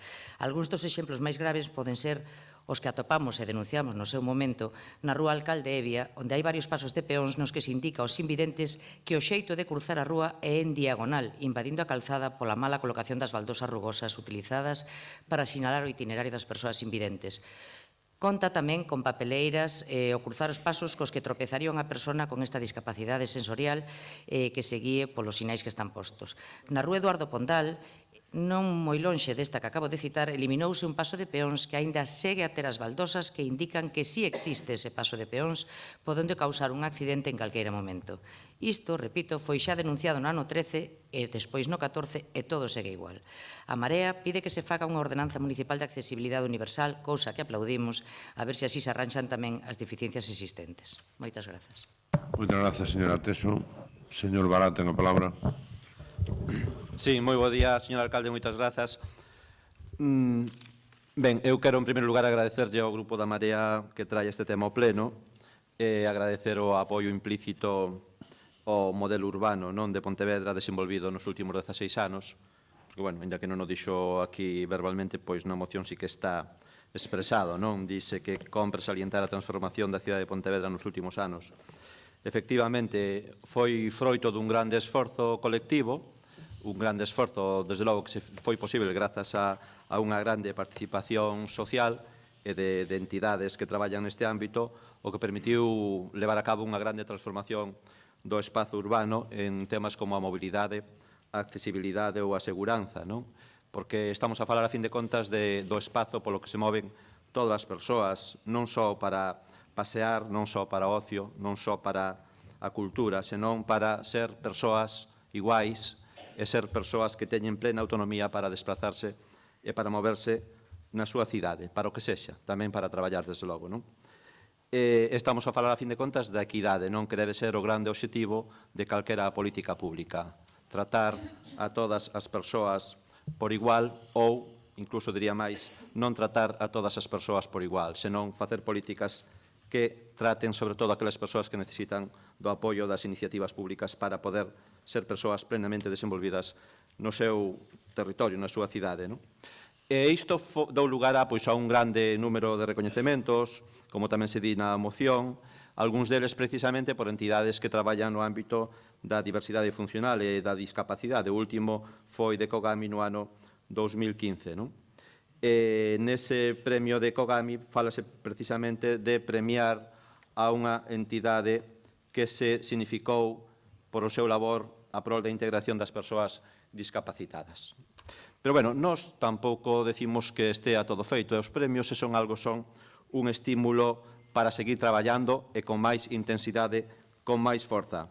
Estamos, desde logo, de acordo en que queda moito por facer nesta idea de transformación integral e global da cidade, porque non falamos de barreiras arquitectónicas, falamos dunha transformación completa e global da cidade, dos espazos públicos, dos edificios, dos equipamentos, do mobiliario, da comunicación e da integración social e laboral das persoas con discapacidade, con diversidade funcional. Por eso, apoiamos a moción da Marea. Tamén somos conscientes da limitación que teñen este tipo de instrumentos normativos, porque unha das cousas que me decía unha das persoas que máis está traballando na cidade por este tema é que Málaga teñen unha excelente ordenanza de accesibilidade e teñen unha cidade absolutamente chea de barreiras, non? E de incomodidades para as persoas con discapacidade. Pero sí que imos traballar con todos os colectivos para elaborar esta normativa. Esperemos que a Xunta de Galicia desenvolva tamén a parte que lle corresponde e que as outras administracións cumpran a parte que lles corresponde tamén nesta materia, e non imos parar de traballar, como fixemos ata agora, neste ámbito. E por iso tamén anunciei na Comisión de Infraestructuras da pasada semana que imos organizar, e isto é unha petición expresa da Asociación Amizade, que pertence á Federación Kogami, dunhas xornadas técnicas para profesionais que traballan no ámbito das obras públicas, dos equipamentos, das licenzas, etc., no mes de febreiro, precisamente para sensibilizalos para que se adoten as mellores solucións nesta materia e tamén temos previsto nos próximos días crear un grupo de traballo para avanzar no tema da mellora da comunicación e da sinalética para os distintos colectivos de persoas con diversidade funcional que teñen, desde logo, necesidades específicas de comunicación e de interpretación da comunicación que hai nos espazos públicos e nos edificios públicos. E, desde logo, no que imos seguir traballando con toda a intensidade e na transformación da cidade para que sexa unha cidade para todas as persoas. Moitas grazas. Moitas grazas, señor Bará. Non hai máis intervencións. Sométese, entón, o asunto a votación. Votos en contra, ningún. Abstencións, ningunha. Votos a favor. Apróbase por unanimidade dos concelleiros e concelleiras presentes na corporación. Pasamos ao punto número 7. Proposición do Grupo Municipal Mixto Ciudadanos relativa ao seguimento e transparencia sobre as mocións aprobadas polo Pleno do Concello de Pontevedra. Señor secretario, ten a palabra. Na mesma sesión da Comisión de Réxime Interior, Participación, Persoal e Xustiza do 13 deste mes, ditaminouse favorablemente a proposición presentada coa abstención dos señores concelleiros do Grupo do BNG. Moitas grazas, señor secretario. Señora Rey, ten a palabra. Gracias. El Pleno del Ayuntamiento es el órgano de máxima representación política de los ciudadanos en el Gobierno. En este marco, cada mes se debaten, aprueban o rechazan mociones con una gran variedad de temática presentada por los diferentes grupos municipales. Debemos trabajar para conseguir una mejora de nuestra ciudad que repercuta en una mayor calidad de vida de los pontevedreses y pontevedresas, llevándose a cabo, dejando de lado a quien lo propone y sí lo que se propone. Las mociones aprobadas son una obligación real en un plazo de tiempo acorde a la urgencia y a la necesidad de las mismas. Y, evidentemente, somos conscientes de la prioridad de unas sobre otras. Ciudadanos no duda de la diligencia del equipo de Gobierno. Es más, nosotros no podemos decir que hasta el momento se nos haya negado ningún tipo de información, pero debemos trabajar en aras del futuro, con un compromiso que adquirimos de transparencia y buenas prácticas. Trabajar para que esté quien esté en el Gobierno se alcance el Estado más democrático posible, por lo que esta moción debería ser una declaración de intenciones por parte de todos los grupos. Buscar la agilidad incluye solicitar que las mociones sean incluidas en el portal de transparencia, al margen de que se publique el acta del Pleno. De esta manera, en cada una de ellas se hará constar la previsión de la ejecución, las fases en las que se encuentra, la consignación presupuestaria si la hubiese y aquellas incidencias que pudieran producirse para su normal ejecución. Para garantizar la participación ciudadana y su derecho a la información y máxima transparencia en el desarrollo de las políticas públicas, desde dicho portal se debe permitir que toda aquella persona, asociación o colectivo interesado pueda solicitar, rellenando un simple formulario que recoja los datos de identificación, siempre acorde con la Ley de Protección de Datos, que se le informe mediante correo sobre el grado de cumplimiento íntegro, parcial o nulo de la moción. Y solicitamos que el equipo de Gobierno elabore y remita a todos los grupos municipales un informe trimestral de las actuaciones realizadas para dar cumplimiento a los mandatos recibidos en las diferentes mociones aprobadas. Moitas grazas, señora Rey. Algunha outra intervención? Señor Moreira. Gracias, señor presidente. Bien, la falta de transparencia que este Gobierno que usted preside tiene frente a los ciudadanos es evidente. No lo decimos nosotros, sino organizaciones de reputación internacional como Transparencia Internacional, más reconocidas incluso que Intermodes, ¿no? Pero también se produce ante los grupos municipales. Nosotros mismos hemos tardado prácticamente 2 meses en obtener un listado del libro mayor de un contrato, el de prestación de servicios de abastecimiento de agua, un listado que se imprime en 20 segundos, ¿no? Y si me apura, yo creo que en 10 si la impresora es de última generación. Y usted nos ha tenido casi 2 meses por un simple documento. Ahora nos está denegando información sobre contratos menores y en este pleno es verdad que usted no informa qué hace con las mociones que se aprueban por la corporación. Me temo que las tira a la papelera, como hizo con la que hace años acordó requerirle para aprobar un documento inicial de plan general y traerlo al pleno. Así que, sin perjuicio de la modificación del reglamento del Pleno, de la que próximamente tendrá usted noticias, y sin perjuicio de las explicaciones que le solicitará más tarde otro grupo municipal, creemos que es oportuno aprobar esta propuesta del Grupo Mixto para que el alcalde de Pontevedra se tome en serio las mociones que aprueba esta corporación. Nada más y muchas gracias. Muchas gracias, señor Moreira. Señor García Lejísima, tenga a palabra. Sí, bo día a todos e a todas. Gracias, señor alcalde.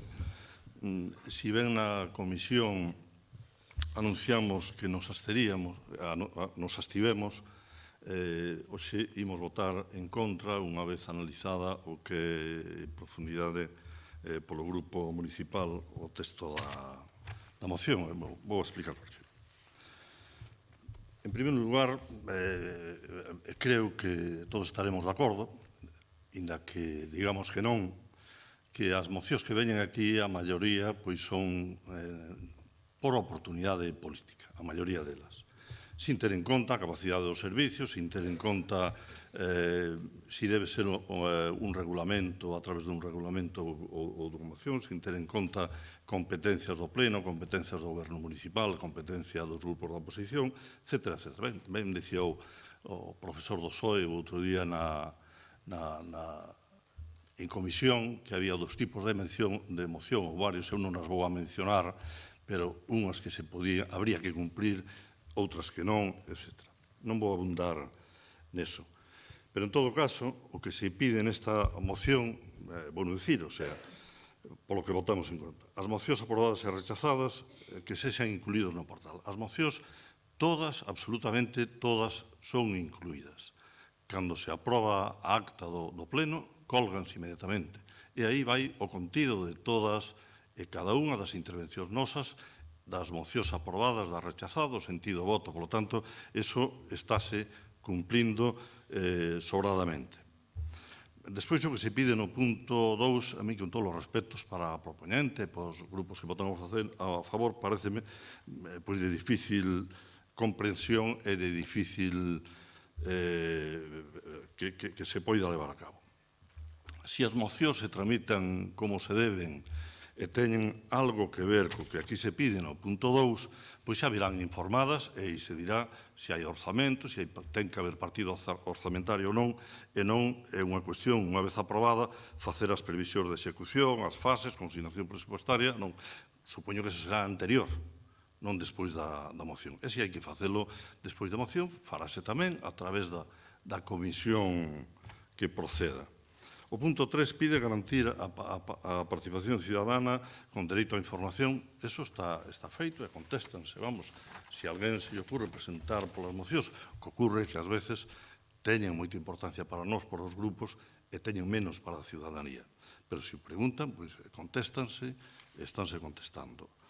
En canto ao punto 4, comentamos esta Consellería de Réxime Interior, que non ten nada que ver con o Ministerio do Interior, pero sí entran moitísimas competencias aí que non van a ningún outro lado, van aquí, e da que estes concelleiros pois as asume, e non habrá inconvenientes, o dixen na comisión, en informar mensualmente do estado da tramitación das mocións. Ben, é certo que, igual que pode facelo este concelleiro, pode facelo calquén concelleiro do grupo de goberno ou da oposición. Non é un privilexio de ninguén o saber o estado das mocións, pero non habrá inconveniente mensualmente na comisión que se convoque, dicilo. E trimestralmente tampouco habrá ningún inconveniente en comentalo aquí. En canto a que se proceda a divulgación esta moción mediante a comunicación, é redundante, porque se se lee o orden do día de cada pleno, neste caso, o punto 4, dar traslado da presente comunicación a varios, e pon o gabinete de comunicación para que se efectúe a os correntes anuncios á prensa, debendo de achegar justificante de así telo efectuado. Eso estáse facendo non con esta moción, sino en todas aquelas que veñen ao pleno, e creo que abonda con ler o orden do día que aquí está. Isto, pois, a Secretaría funciona nese aspecto. En canto a intervención do portavoz do Partido Popular, voume permitir non contestar, posto que o Lérez pasa por aquí, pero que estamos falando é da moción de Cidadáns e non do libro de vostedes. Nada máis e moitas gracias. Muchas gracias, señor García Lejísima. Algunha outra intervención? Se non hai... Señor Rei, ten a palabra. Sí, tamén moi brevemente. Eu creo que os acordos plenarios están para ser cumplidos, non? Entendo que nos casos en que o grupo de goberno, que non ten maioría absoluta, non nos respalda, pois que non lle guste ter que aplicalos, pero mesmo sucede con moitas mocións que son aprobadas por unanimidade que a dilixencia con que se aplican é nula ou case nula. Entón, neste sentido, eu creo que si procede esta chamada de atención da concelleira de Ciudadanos, porque é importante que tomemos todos en serio o que se debate aquí e o que se aproba aquí. Non creo que haxa mocións dunha clase e mocións doutra clase. A partir da votación no pleno son acordos plenarios e o importante é que se apliquen. De todas maneiras, probablemente a este asunto e outros de claras mostras de déficits democráticos deste Concello, intentaremos darlle resposta ao longo das próximas semanas e mesmo dos próximos meses, pois dotándonos dunhas regras de xogo distintas, máis democráticas, máis participativas e máis equitativas con todos os grupos. Moitas gracias. Moitas gracias, señor Rei. Sometemos entón o asunto a votación. Votos en contra, 12. Abstencións, ninguna. Votos a favor, 13. Apróbase por maioría. Pasamos ao punto número 8. Ratificación da inclusión por urxencia, aprobación no seu caso, da moción do Grupo Municipal do Partido Popular instando ao Goberno Municipal a que se inicien os trámites para a implantación dun servicio voluntario de policía local en bici. Primeiro sometemos a votación a urxencia. Alguén ten algún inconvinte? En contra da urxencia, señora Rei, sin máis. Os demais aceptamos a urxencia. Por lo tanto, ten a palabra o señor Moreira. Gracias, señor presidente. Ben, a tipoloxía da cidade de Pontevedra é evidente que fai que sexa unha das máis acaídas para o emprego da bicicleta como medio de transporte ou mesmo de recreo. É preciso, dende as institucións, normalizar este uso para que sexa visto polos veciños como un exemplo da súa utilidade e do beneficio medioambiental e tamén como hábito saludable o conlevar a práctica de exercicio físico. Particularmente son xa moitos colectivos que veñen demandando a implantación dun servicio da Policía Local en bici, de igual xeito que suceden en numerosas urbes de todo o panorama nacional. E un servicio voluntario, e quero remarcar isto de voluntario, de Policía Local en bici, creemos que contribuiría a reforzar a imaxe do corpo e a fomentar a proximidade entre cidadán e a xente da autoridade. Axudaría tamén a concienciar os condutores sobre o respecto ciclista e facilitaría o acceso a zonas peoniles, parques públicos, espacios naturais de interese local. Por lo tanto, o que propoñemos neste momento no Pleno é instar ao Goberno Municipal, é un acordo político no que instamos ao Goberno para que o Goberno inicie os trámites para a implantación dun servicio voluntario de policía local en bicicleta. Desde logo, este acordo non precisa informes nin dictames, porque simplemente é un acordo político no que se insta ao Goberno a empezar a traballar neste eido. Terá que ser o Goberno o que articule de que forma se pode facer mellor. O uso da bicicleta pola policía local non é un tema menor. Os ciclistas sufren unha falta de respecto que os pon en risco o non cumprir unha parte dos condutores as normas de tráfico en adiantamentos, instancia de seguridade, velocidade e prioridade de paso. O uso da bicicleta por parte das autoridades melloraría incluso a visión que teñen os condutores como vehículo. Nunha cidade como Pontevedra sería importante reducir o número de vehículos a motor que circulan por ela. Pensamos que a Policía Local daría un servizo de maior proximidade ao cidadán que no coche. E a bicicleta tamén sería máis eficaz en zona urbana para as tarefas de control de estacionamento, patrulla de regulación de tráfico ou non verse afectada pola congestión de tráfico. O acceso incluso tamén a parques e zonas de ocio peonalizadas son máis sinxelas e sería posible aumentar a presencia da policía local. Outro motivo tamén sería a vigilancia do tráfico ciclista. É evidente, o vemos todos os días nas rúas de Pontevedra, que co aumento do número de ciclistas se ven actitudes un pouco cívicas e contra as normas de tráfico, como pode ser circular polas beirarrúas, a excesiva velocidade, o que sería atenuado, pensamos que sería así, coa presencia de policías en bicicleta como exemplo e como, digamos, advertencia aos ciclistas máis incívicos. Ten tamén unha serie, o emprego da policía de forma motorizada hoxe en día ten unha serie de custos, uns custos medioambientais, uns custos económicos, de custos operativos, de gasolina, de mantemento, de seguro. Desde logo, por lo tanto, impulsar o uso da bicicleta tería, pola contra, eses beneficios medioambientais, tamén beneficios económicos, porque o mantenimento dunha bicicleta non ten nada que ver co mantenimento dunha motocicleta. E por eso, neste eido, creo que tamén é importante ter en conta o exemplo que se pode dar desde a administración con emprego da bicicleta. Se poden articular, como teñen manifestado moitas asociacións de ciclistas e asociacións que loitan en Pontevedra por implantar e normalizar o uso da bicicleta, que nos teñen brindado o seu apoio con esta iniciativa, pois se pode plantear tamén o uso de bicicletas con asistencia ao pedaleo ou semieléctricas. Hai múltiples formas hoxe en día, pero do que se trata é de facer máis próximo o uso da bicicleta e reducir o uso de vehículos a motor. Tamén contribuiría a incrementar a formación viaria, porque a formación viaria está carente de prácticas sobre as rúas, e no caso dos usuarios da bicicleta é moi importante. Tamén en eventos deportivos, moitas veces é necesario que a policía vaya abrindo camiño ou vaya escoltando a celebración de probas deportivas polo centro da cidade, e desde logo que sería moito máis sinxelo facelo en bicicleta, porque tampouco se molestaría os atletas cos fumes que botan as motocicletas cando van diante deles. O acceso a zonas de espacios de protección ambiental, dos cales Pontevedra ten bastantes, ten uns cuantos. Tamén sería mellor que a policía se acercara en bicicleta e non en vehículos a motor, que eso, e as persoas que saben entender deso teñen estudiado, pois supón unha molestia, por exemplo, para as aves que están nunha zona determinada ou nunha xunqueira. Por lo tanto, neste eido medioambiental tamén é importante ter en conta os beneficios que conlevaría o uso da bicicleta. Tamén serviría para facer campañas de sensibilización, de mellora da convivencia para ciclistas e que sirvera como exemplo para todos os veciños de Pontevedra.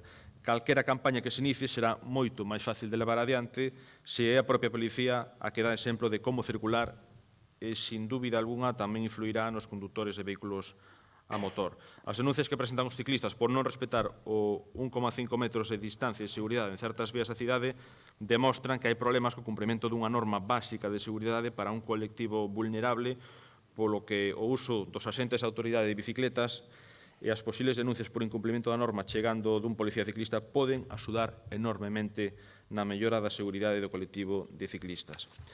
Estes e moitos outros máis motivos son os que nos levan a traer esta idea da que xa falamos hai moito tempo, pero despois de recibir o respaldo de usuarios de bicicletas, creemos que é o momento de facer, por lo menos, un acordo plenario no que quede clara a vontade da Corporación Municipal para, a partir de aí, que o Goberno empiece a traballar nesta iniciativa, que nos consta que está vista con bons ollos por parte dos propios asentes da Policía Local. Se trataría de, como xa dixen previamente, como consta na moción, de crear un servicio voluntario no que seguramente haberá xentes que voluntariamente se quedan a adherir a esta proposta que xa se está aplicando en moitas outras urbes de España. Non seríamos innovadores nese sentido, pero creo que Pontevedra ten as características idóneas para ter este servicio. Nada máis e moitas gracias. Moitas gracias, señor Moreira. Palabra. Sí, dada la urgencia con la que se ha presentado esta moción, nosotros no hemos tenido tiempo de acceder a ningún estudio que aconseje o desaconseje este servicio o a que se nos aclare si la ciudad se adecúa a este tipo de servicio, incluso si la policía local está por la labor Tampoco tenemos claro que sea el momento de destinar una partida presupuestaria para comprar bicicletas y uniformes adaptados, ya que entendemos que hay otras prioridades, con lo cual, en principio, nos vamos a abstener. Muchas gracias, señora Rey. ¿Alguna otra intervención? Señor Puentes, ten a palabra. Moitas gracias, señor alcalde. Bos días a todos e a todas. Bueno, a ver, nos... Cando soubemos desta moción, a verdade que nos parece un pouco pintoresca, non? E o primeiro que se nos veu á cabeza foron imaxes que vimos hai moito tempo de policías andando en bicicleta e pantalón corto polos paseos marítimos de Benidorm e de Torremolinos e cousas así, ainda que aquí o do pantalón corto non o pide a moción, non?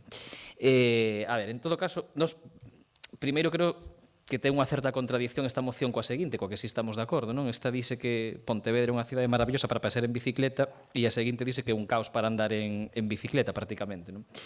En todo caso, entendendo e querendo entender o espírito da moción, creemos que, bueno, que é un tanto lixeira a proposta que se fai, non?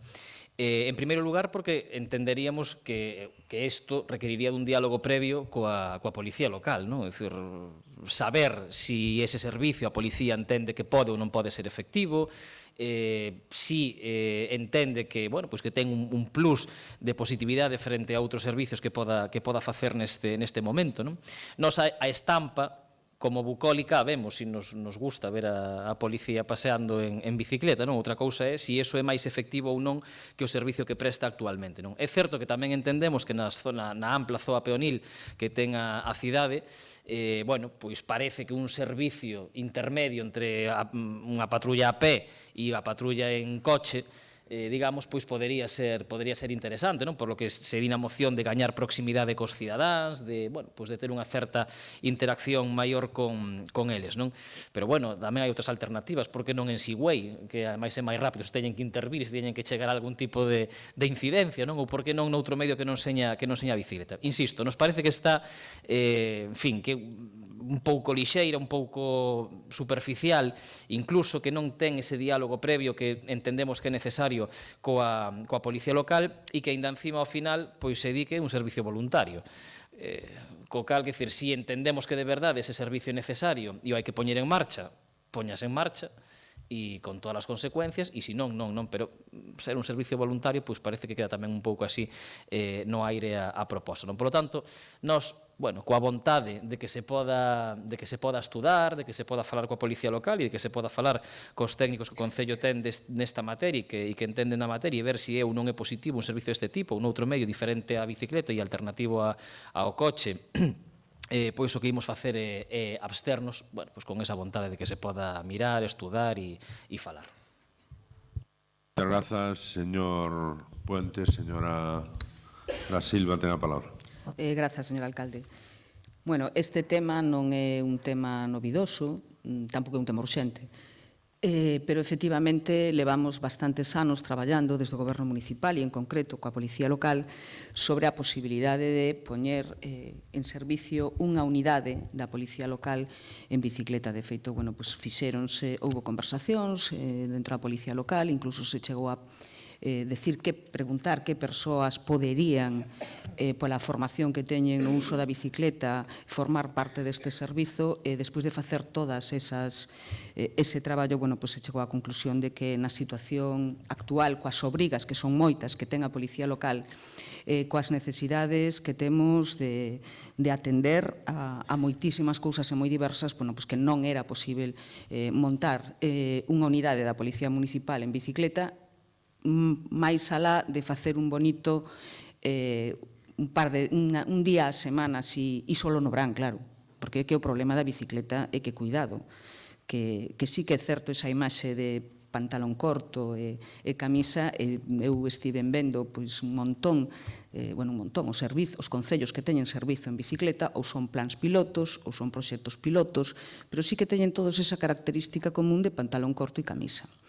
E claro, eso reduce a utilidade que ten que ter a Policía Local e, sobre todo, tendo en conta que estamos falando de recursos públicos, porque son recursos públicos, non só o investimento que haxa que facer en equipación, bicicletas e demais, senón os recursos humanos que ten o Concello a que os dedica.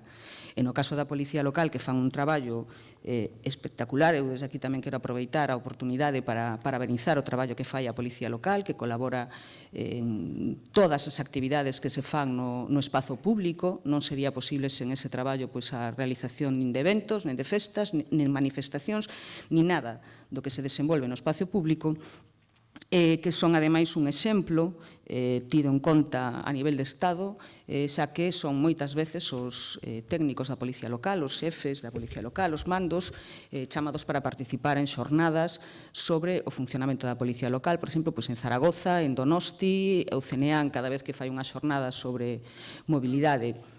Estudado isto, chegamos á conclusión de que non era posible. Pero se a cousa fose seria, o que tería que facer o Partido Popular, porque todos os exemplos que puxo o señor Moreira estaban máis que referidos á Policía Local, porque nas zonas de coexistencia non hai ese problema do 1,5 metros, senón que hai que circular a modo e teñen prioridade os peóns, despois os ciclistas, despois os coches. Todos os exemplos que estaba poñendo sobre as dificultades que teñen os ciclistas de circulación son en vías que fundamentalmente son competencia da Guardia Civil de Tráfico.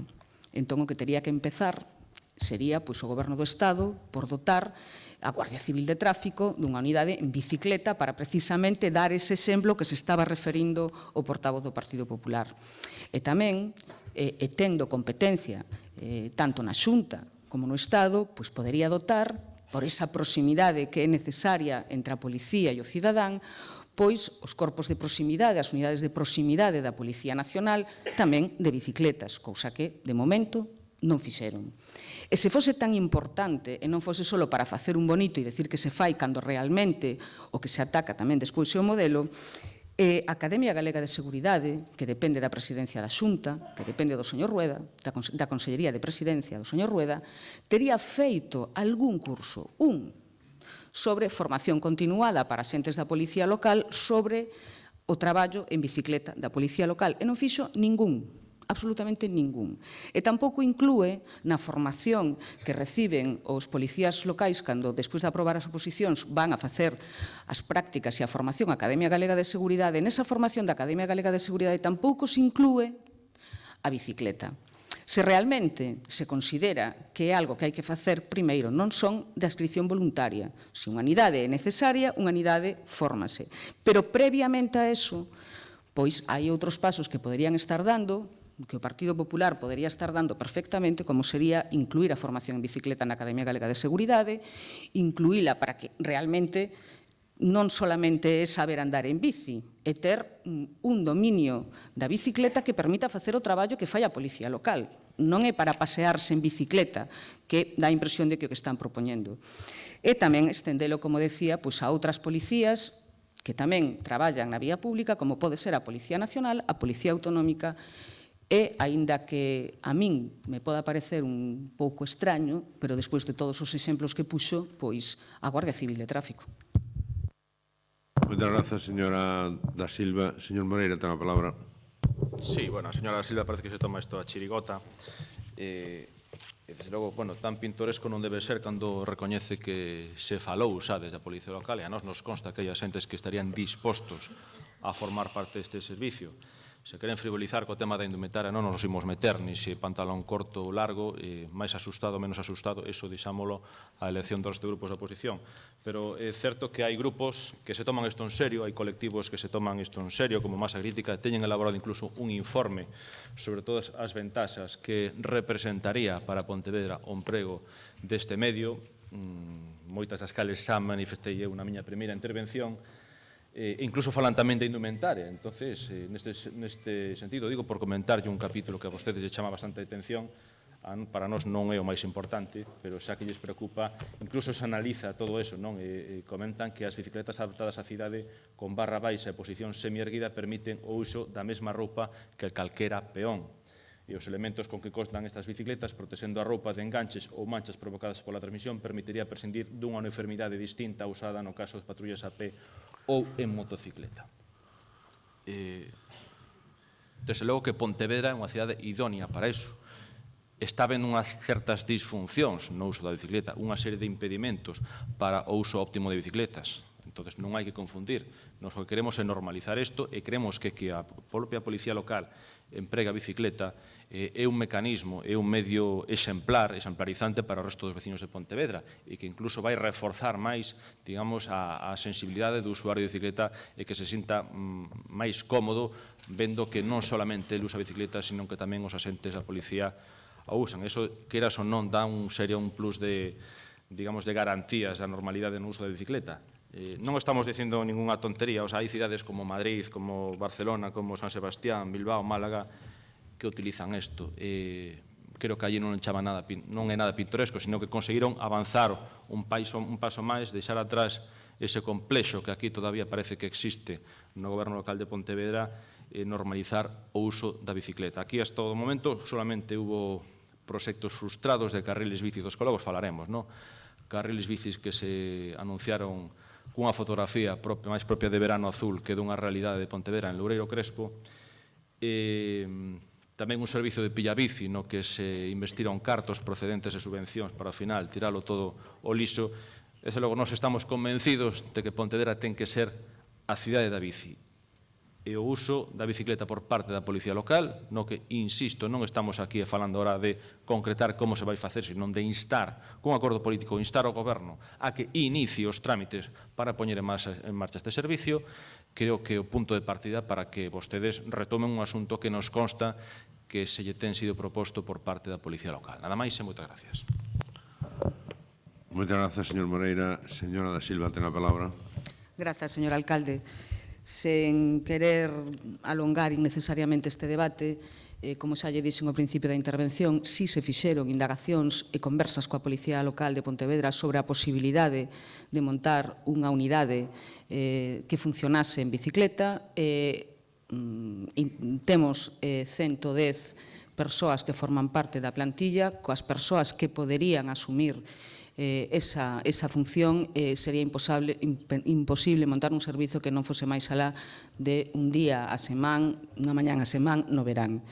E como comprenderá, cando os medios e os recursos son públicos, hai que optimizalos, que é a nosa responsabilidade.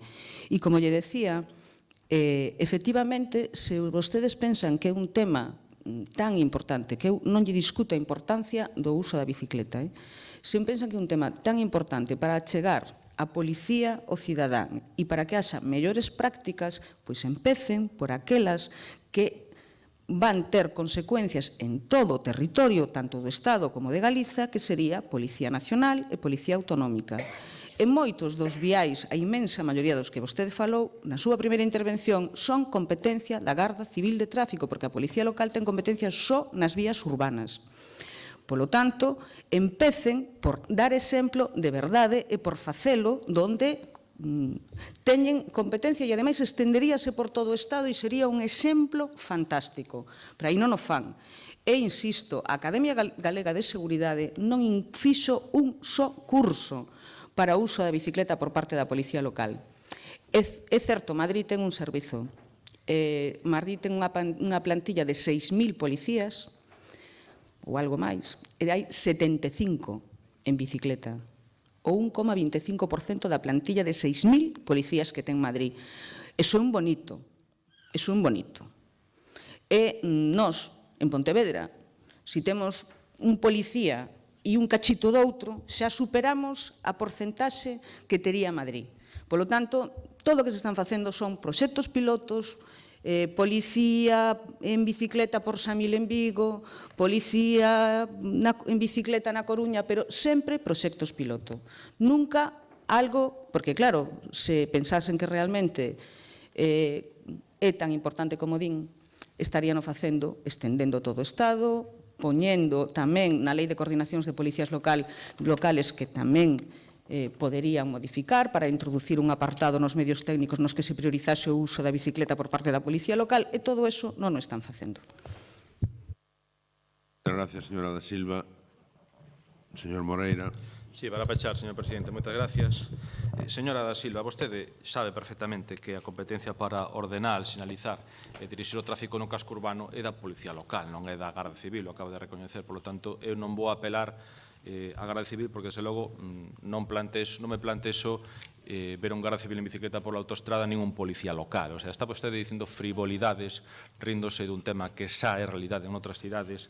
Eu que lle pido que deixen atrás ese complexo, que aposten pola bici de verdade, que Pontevedra pode ser a cidade da bicicleta. E nós, no seu momento, demos o apoio para ser pioneiros da cidade 30 en Pontevedra. Neste pleno demos o noso voto a favor. E o que lles pido que sexan valentes, que den un paso adiante e que, polo tanto, avancemos tamén neste eido, porque, desde logo, se xa que non nos dan transporte público, por favor, fomenten o uso da bicicleta. Nada máis e moitas gracias. Moitas grazas, señora Moreira. Sometemos o asunto a votación. Votos en contra, 12 abstencións, 6 votos a favor, 7 rexeítase por maioría da corporación. Pasamos á moción seguinte, que tamén ten as mesmas características de aprobación da urxencia. Por lo tanto, sometemos a urxencia a votación. Votos en contra da urxencia, 1. Abstencións, ninguna. Votos a favor. Por lo tanto, ten a palabra o señor Moreira tamén. Ten a palabra o señor Moreira. Sí, gracias, señor presidente. Está moi acaído co establecido na anterior moción, pero creo que é outro fronte no que tamén temos que avanzar, que é no tema dos carriles bici, na regulación do uso da bicicleta no regulamento de circulación municipal. A implantación de carriles bici na cidade de Pontevedra, que comenzara no último goberno do Partido Popular, viuse interrompida durante bastantes anos coa chegada á alcaldía do BNG. En efecto, durante varios mandatos, o goberno nacionalista obviou a implantación da bicicleta na chamada reforma urbana. Solamente medidas ailladas, como o fallido servicio Pillabici ou o carril de Loureiro Crespo, foron as únicas medidas de aposta pola bicicleta, un concepto que está claro que parece estar cambiando nos últimos anos debido ao pulo entre os usuarios, a utilización e do emprego da bicicleta como medio de transporte. Así, creáronse algúns carriles bici nos últimos anos, pero a verdade é que están inconexos, sin un modelo previamente planificado, sin unha ruta planificada. Desperdiciouse a oportunidade en diferentes obras de reforma urbana de implantar carriles bici, tales como a Avenida de Vigo, a Rúa Blanco Porto ou a Rúa Santa Clara. E, ademais, Pontevedra sigue sen contar a día de hoxe cun regulamento de circulación que considera a bicicleta como medio de transporte ou de recreo. O actual, o vixente, o actual é por dicir algo, pero é o vixente, é do ano 89, solamente foi actualizado para incluir a velocidade de 30. Faise, por tanto, necesario actualizar esta normativa porque é unha ordenanza do ano 89, que teño aquí agora mismo, e únicamente se refire a bicicleta nun artigo precisamente para indicar que non se poden facer maniobras a menos de 25 metros nunha bicicleta, pero equipara ao ciclista cun vehículo de tracción animal ou calquera clase de gando. Di que queda prohibido efectuar maniobras de cambio de sentido de marcha nos casos seguintes. E di, cando un automóvil se achegue a él e se encontre a unha distancia menor de 200 metros. E tamén cando un ciclista, un vehículo de tracción animal ou calquera clase de gando se acerque igualmente atopándose a menos de 25 metros. Esta é a única mención que se fai na normativa de circulación de Pontevedra a bicicleta. Creo que resulta evidente que procede a súa actualización.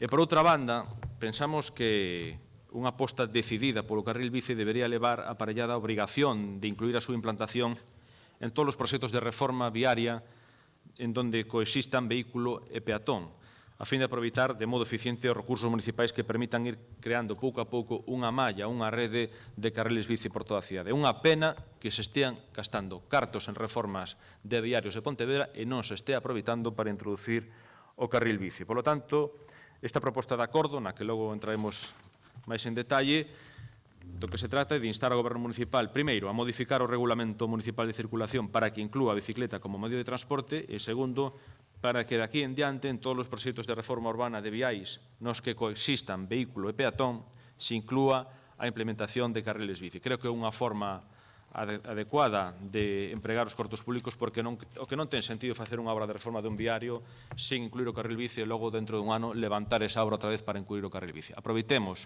os recursos públicos da forma máis eficiente posible e creo que nese sentido esta proposta na que instamos ao goberno local a poñer en marcha estas dúas iniciativas esperamos que reciba o visto bo do goberno. Nada máis e moitas gracias. Moitas grazas, señor Moreira. Señora Rey, ten la palabra. A nosotros nos parece una buena idea los carriles bici en Pontevedra, pero dentro de un plan general donde se considere las zonas idóneas por donde deberían ir. La implantación en nuestra ciudad de carriles bicis no puede ser una ocurrencia, tiene que ser algo estudiado por técnicos pertinentes, con lo cual esperamos esta propuesta en la Comisión del PSOE para poder ponerla en práctica, porque en la idea de ciudad que tiene Ciudadanos los carriles bicis son una apuesta en firme. Moitas grazas. Algúna outra intervención, señor Puentes? Ten a palabra. Gracias, señor alcalde.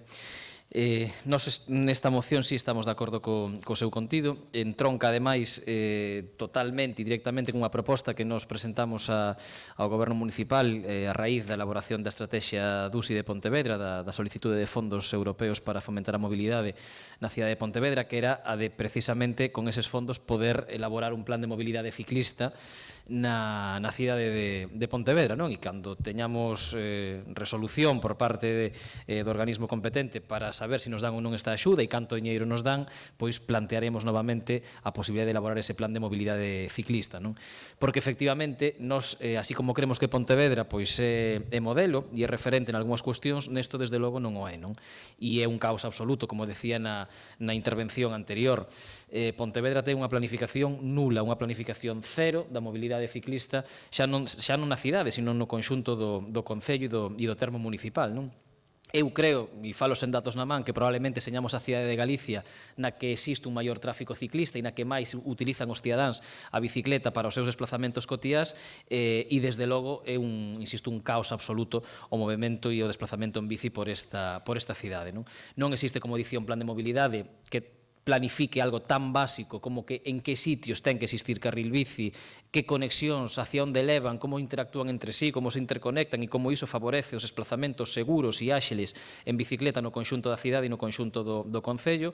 Desgraciadamente, como xa sabemos e xa saliu neste pleno en varias ocasións, tampouco temos un plan xeral de ordenación municipal que seña mínimamente actual e, polo tanto, contemple ese trazado de carrils bici dentro do ámbito do Concello de Pontevedra e, polo tanto, aquí o que funciona é o azar e o ir na bicicleta, pois cada un por onde poda e por onde poda ir pasando e coa sorte que teña ou non de poder ou non poder ter calquera tipo de percance na bicicleta. É certo que nós tampouco queremos no modelo de carril bici universal. Hai zoas da cidade que requiren carril bici e hai zoas da cidade que non requiren carril bici, que requiren outro tipo de solucións, pero en todo caso sí ordenar e planificar ese tráfico ciclista. Por exemplo, as vías de plataforma única, as vías que están peonalizadas neste momento, pois nalgúnas xa a día de hoxe o tráfico é normal, é fácil, é cómodo, é seguro. Hai outras, e o dixen neste pleno e volvo a repetir, como a Rúa Michelena, que é un auténtico caos. E cando un pasa en bicicleta polas mañás pola Rúa Michelena, ten que ir facendo zigzags entre camións de carga e descarga, peatóns, coches da policía local, residentes que entran e saen dos seus garaxes. En definitiva, ir facendo unha gincana por esa rúa. Hai concellos que teñen isto planificado e son cidades españolas, e falo de Vitoria, que probablemente seña que o teña máis planificado e máis traballado, pero concellos tamén de menor entidade que, simplemente non fan un carril bici nunha rúa de plataforma única ou nunha rúa peonil como pode ser a Rúa Michelena, pero si trazan unha zona de preferencia de paso de bicicletas por unha determinada marxa ou por un determinado punto desa rúa que impida, insisto, o caos que se produce en moitas ocasións nesta cidade.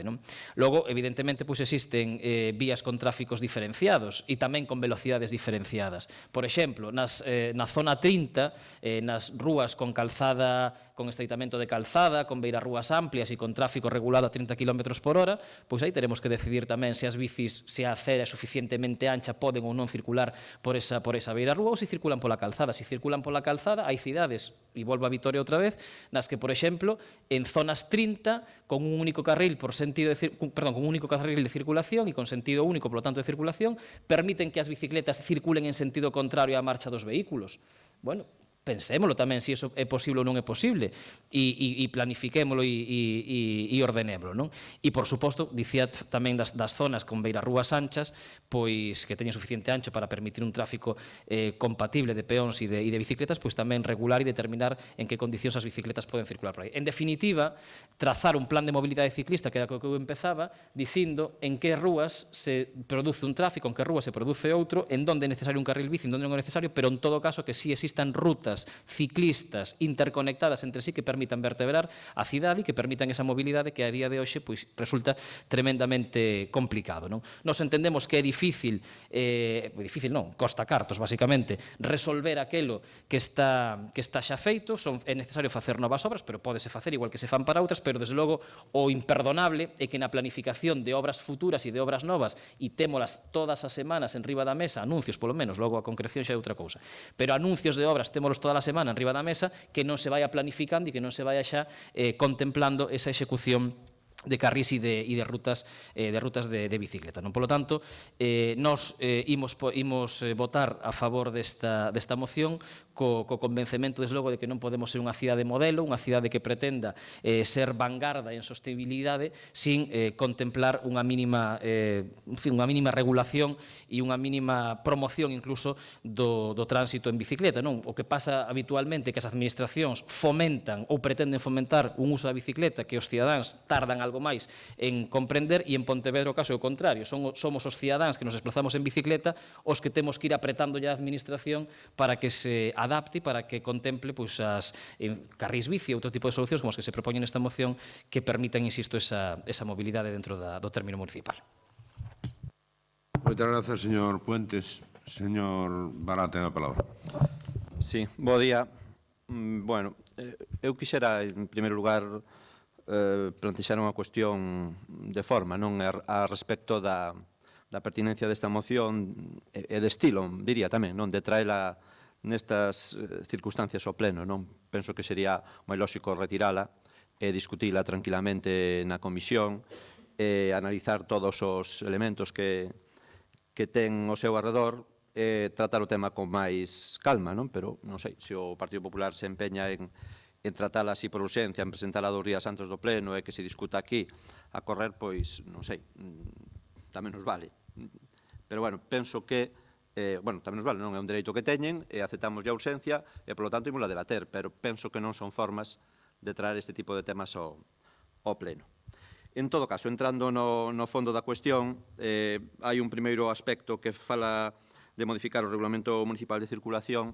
Bueno, teño que decir, en primeiro lugar, que non existe o Regulamento Municipal de Circulación, pero, bueno, supoño que se refira á normativa municipal de circulación, e sobre este aspecto que poderíamos aceptalo, o que sí temos que decir é que deberíamos agardar a que o Goberno do Estado resolva o debate que está vendo a este respecto nestes momentos, e que, entre outros, é unha das razóns que impide a aprobación do Regulamento Estatal de Circulación, non? Por certo, normativa estatal, a Lei de Tráfico, o Regulamento de Circulación, que está en grande medida ou en certa medida, en bastante medida, inspirado en solucións que se foron implantando no Concello de Pontevedra e que favoreceron enormemente o desplazamento e mobilidade en bicicleta, porque, señor Iván Puentes, a xente aquí non se lle ocurriu dun día para outro andar en bicicleta. Empezou a andar en bicicleta cando se desenvolveu un modelo de cidade que favoreceu o uso da bicicleta. Non foi unha cuestión de arte de maxia, porque nas outras cidades non se dou este fenómeno, e nós, desde logo, compartimos, agradecemos e apoiamos todo este incremento da mobilidade en bicicleta, porque foi algo no que pensamos cando implantamos este modelo urbano, non? Por outro lado, tamén me gustaría chegar algún día a entender que defende o PSOE a este respecto, non? Porque ata fai 2 días tiña responsabilidades de goberno e desenvolveu actuacións no ámbito urbano, por exemplo, en Blancoporto, ou, por exemplo, en Santa Clara, na Avenida de Lugo, onde non se contemplaron carrís bici, cousa que sí solicita esta moción do Partido Popular. Entón, non sei, deberíanse aclarar un pouco entre vostedes a ver se realmente defenden o mesmo ou é o que defenden. Pero, bueno, indo ao fondo da cuestión, eu creo que esta moción podes interpretar de 2 maneiras ou dúas formas. Primeiro, que está fora da realidade, é dicir, que parte dun descoñecemento absoluto da realidade, porque o que propoñen aquí é algo totalmente inviable, innecesario e ineficaz, e que non conta, ademais, co apoio dos colectivos que promoven o uso da bicicleta como forma de mobilidade e transporte na cidade. Non contan para unha moción destas características que propón que en todos os proxectos de reforma urbana de viais se inclúa a implementación de carris bici. Iso non conta co apoio deses colectivos. Vostede presumía na moción anterior de que contaba co apoio, pero para este tema non conta con ese apoio, polo tanto, é algo absolutamente inviable e innecesario, pero, ademais, é que eu creo que non é que haxa un descoñecemento da realidade. Vostedes coñecen perfectamente a realidade. O obxectivo desta moción é ir contra a realidade. O obxectivo desta moción é atacar un dos elementos centrais do modelo urbano, que apostou precisamente pola transformación da cidade con criterios de coexistencia en grandes ámbitos e zonas da cidade. Precisamente, iso foi o que posibilitou, entre outras cousas, o calmado do tráfico e a coexistencia, a convivencia entre distintas formas de mobilidade e a emerxencia do uso da bicicleta como unha forma alternativa e nova de mobilidade na cidade, non só para uso recreativo, no que se pensaba en algo o Partido Popular cando gobernou esta cidade creando algún cacho de carril bici por algunha beira do río. Polo tanto, esa é a cuestión central, é dicir, que temos unha cidade con amplas zonas de preferencia peonil e de coexistencia que permiten o uso da bicicleta, temos amplas zonas e prácticamente todo o territorio urbano con zonas 30 con calmado tráfico que permite o uso da bicicleta como forma de transporte nunhas condicións bastante seguras, e temos tamén outras zonas da cidade do ámbito urbano, algunhas de competencia municipal, pero a maioría competencia de outras administracións, que supoñen riscos e problemas para a circulación en bicicleta. Pero iso tamén está analizado no estudo de mobilidade que se fixo no ano 2011, por certo, un estudo no que participaron tamén colectivos de defensa da bicicleta, e que procurou solucións precisamente para esas zonas, solucións que se están desenvolvendo, que se están implementando nos últimos tempos, por exemplo, no ámbito da Ponte dos Tirantes ou na Avenida de Compostela. É dicir, que nós somos conscientes de que hai zonas onde hai que buscar solucións alternativas para o uso da bicicleta, pero grande parte do ámbito urbano permite a circulación das bicicletas como forma de transporte pola propia calzada en convivencia cos vehículos ou polas zonas que son de coexistencia e que son de plataforma única. Eu creo que nestes momentos o principal reto que ten Pontevedra, o Concello de Pontevedra, é precisamente viais perimetrais urbanos que non son competencia do Concello, que son competencia da Xunta ou que son competencia do Estado, onde se produciron, ademais, os únicos accidentes mortais de ciclistas nos últimos anos. Estou me referindo a viais de competencia do Estado. Eu faría un chamamento ao Partido Popular para que fixese un esforzo, un grande esforzo neste sentido, para intentar que outras administracións, fundamentalmente a Xunta de Galicia e o Ministerio de Fomento, tomen medidas para calmar o tráfico e para garantir a seguranza viaria nestes viais. Polo tanto, non vemos necesaria a moción, non a vemos necesaria e vémola absolutamente incompatible e incoherente tal como está redactada, propoñendo que se fagan carris bicis en todos os viais urbanos, en todas as rúas, en todas as zonas urbanas, sen ningún criterio e sen ningún sentido. Por lo tanto, imos votar en contra. Moitas gracias, señor Bará. Señor Moreira, ten a palabra. Gracias, señor presidente. Brevemente, o señor Bará, evidentemente non se chama regulamento de circulación, a denominación correcta para que vostede o localice, se quere lle axudo, porque na web non a colgan vostedes, logo debe ser que se avergonzan ante desta ordenanza, unha ordenanza municipal reguladora da circulación nas vías urbanas do municipio. Se usted non lle quere chamar vulgarmente regulamento, pois o acepto, non? Hai que ser técnicamente correcto. Por outra banda, na nosa moción, e instamos ao Goberno a que en todos os proxectos de reforma de viais nos que coexistan vehículos e peatóns se inclúa a implementación de carrils bici. Tan mal orientados non estamos cando vostedes o están facendo en algún sitio, porque na Ponte dos Tirantes eliminaron un carril porque coexistían bicicletas e vehículos e crearon un carril bici. Na Ribeira, entre a Ponte dos Tirantes, xa sei que molesta, pero garden, porque están quedando en evidencia, pero bueno, entre a Ponte dos Tirantes e a Ponte de Santiago coexistían bicicletas e vehículos. Crearon un carril bici, o sea, non se avergoncen do que fagan porque o están facendo vostedes. Simplemente dicimos que hai que facelo de forma ordenada. Donde coexistan vehículo, peatón, carril bici. Donde coexistan peatóns e ciclistas, modificación do regulamento. Non retorzan as cousas como as queren retorcer, e particularmente, señor Fernández Lores, non a retorza vostede porque vostede ou non leu a moción ou non quere entender o que estamos a tratar. Desde logo que esta é a nosa proposta. Señor Fernández Lores, eu escoitei no dicir onde dixo vostede que queríamos poñer carriles bicis pola zona bella. Eu pídolle que me digan que parte da moción di semellante barbaridade. Eu vexo que a súa visión debe ser tan corta que non debe querer mirar máis alá. Eu voulle recordar a proposta do noso programa electoral na que tiñamos proposta unha serie, unha malla de carriles bici por Pontevedra. Isto o presentamos nós, pero está estudiado por profesionales e expertos no uso da bicicleta. E aquí estamos prevendo crear esta malla aproveitando as obras de reforma que se vayan facendo. Obviamente, en certos sitios, como pode ser Covén Rofiñac, onde a beirarrúa dá para facer un carril bici, pois se pode facer un carril bici. Pero para iso, señor Fernández Lores, hai que pensar ben as cousas cando se compran as farolas, porque é certo tipo de farolas que non permiten aproveitar a beirarrúa para facer estes carriles bici. Non se trata, por tanto, de ningunha ocurrencia, senón que está estudiado por persoas que saben desto. O que son ocurrencias son obras que se fixeron en Pontevedra como rotondas absurdas, como o que hai ao final da Rúa Chegarei, que alguén me explicará algún día para que sirve esa rotonda, non? É moi fácil nesta cidade, cun pouco de vontade, facer como vin peatón e ciclista.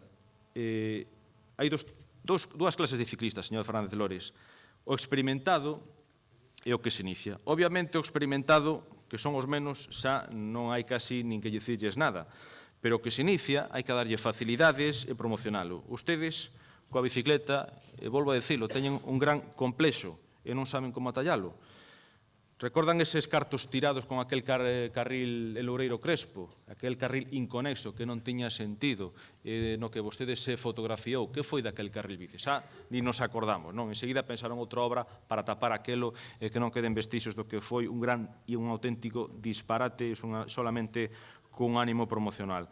Que foi do Pillabici? Xa comentei antes os cartos que se tiraron das subvencións do Pillabici e fondos europeos que ao final tiraron, e vostedes non saben afrontar un fenómeno co que non contaban cando se puseron a penalizar todos sin ton ni son, sin estudio algún e sin planificación previa. A mí me gustaría saber cal é a planificación, nos a temos, acabo de ensinar, cal é a planificación de carriles bici na cidade de Pontevedra. Ahora mesmo, cos poucos que fixeron vostedes, temos menos de 5 kilómetros de carriles bici. Pensamos que aproveitando as reformas viarias que se vayan facendo e logo implementando partidas específicas para crear carril bici sin facer reforma viaria, sin aproveitar unha reforma viaria que se faga por outros motivos, é posible acadar sin problema os 14 kilómetros de carriles bici en Pontevedra.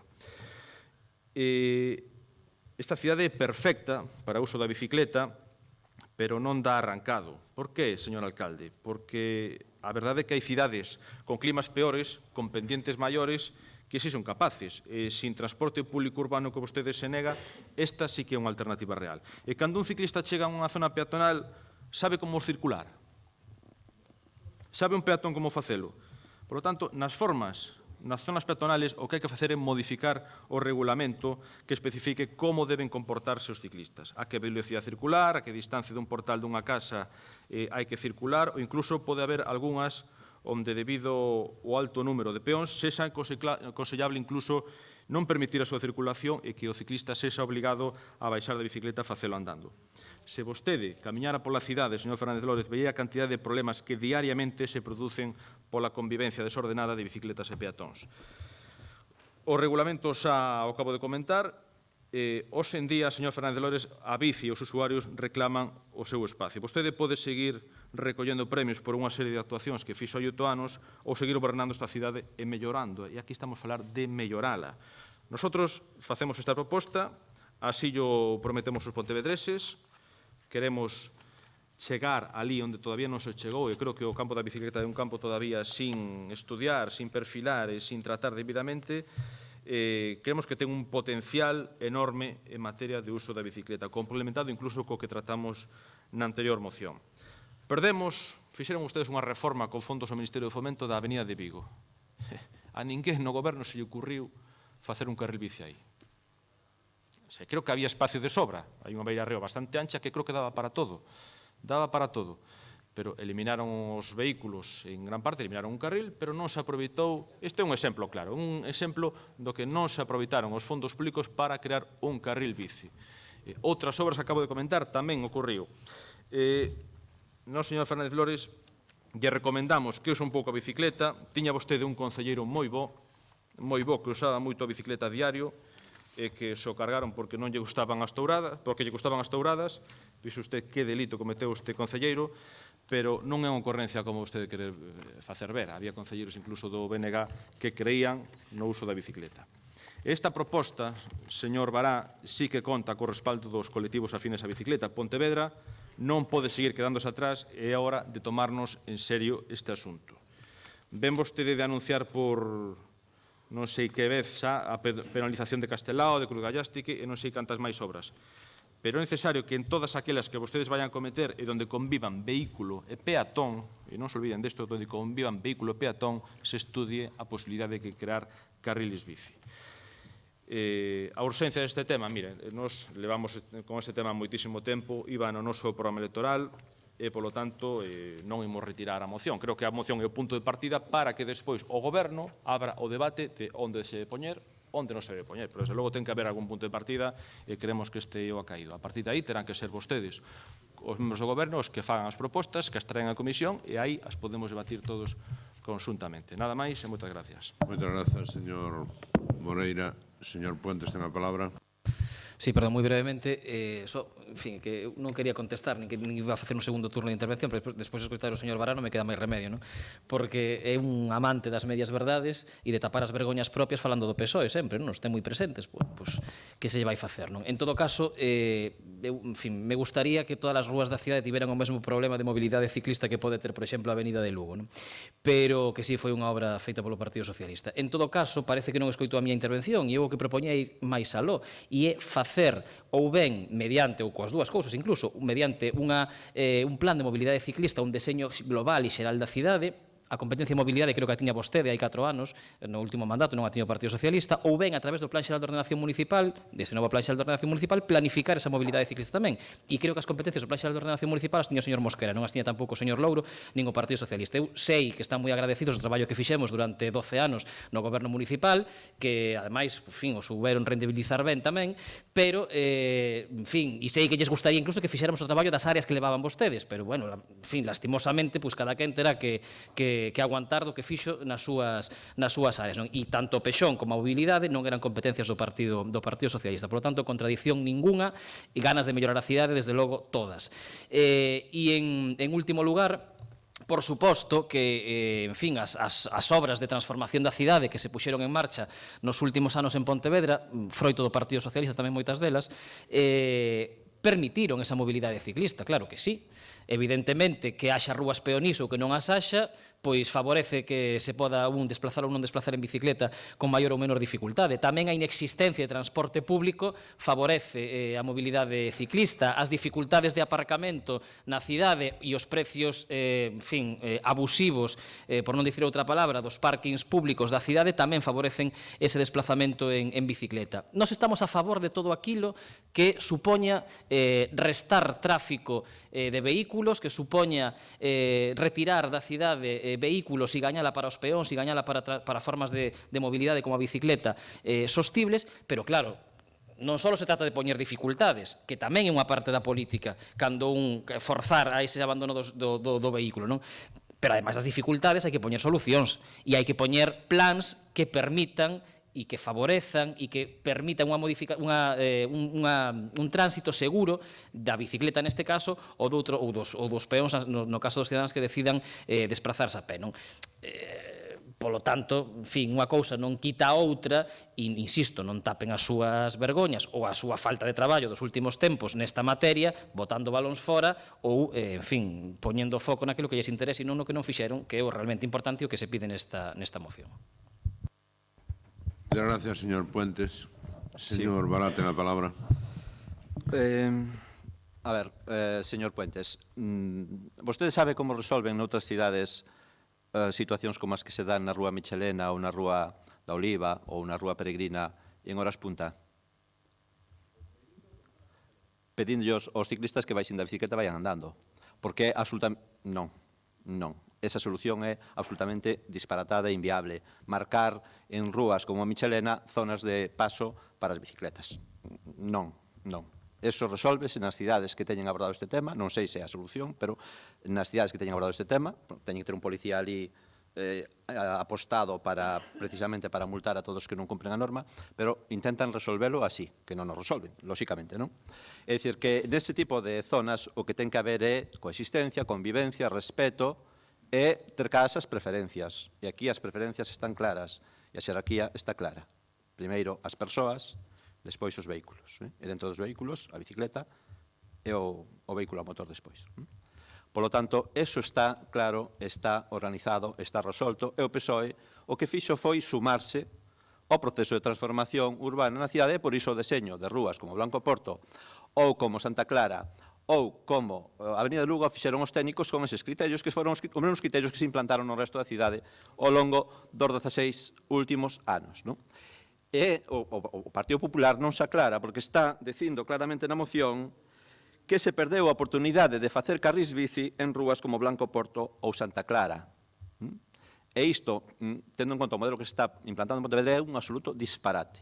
E ninguén defende nesta cidade, ningún colectivo de promoción da bicicleta defende en zonas de tráfico calmado como estas, co deseño urbano que teñen, que haxa vías segregadas ou carrís bici diferenciados para eses vehículos. Ninguén que aposte polo uso da bicicleta sensatamente nesta cidade. Polo tanto, eu creo que o tema está claro, nos aplicamos os criterios marcados no estudo da mobilidade para transformar aquelas zonas da periferia do perímetro urbano onde entendíamos que había que tomar medidas porque sí que había unha sensación ou unha percepción de inseguranza e houve accidentes tamén para os ciclistas, como era o entorno da Ponte dos Tirantes, citeino expresamente, por certo, coa oposición frontal súa, do seu grupo. Se non vai haber as actas da Comisión de Infraestructuras e de Mobilidade na que votaron en contra e supuxeron frontalmente a que se fixera a transformación da Ponte dos Tirantes. Porque moito presumir aquí de sí la bicicleta, pero vostedes votaron en contra e opuxéronse a esa medida.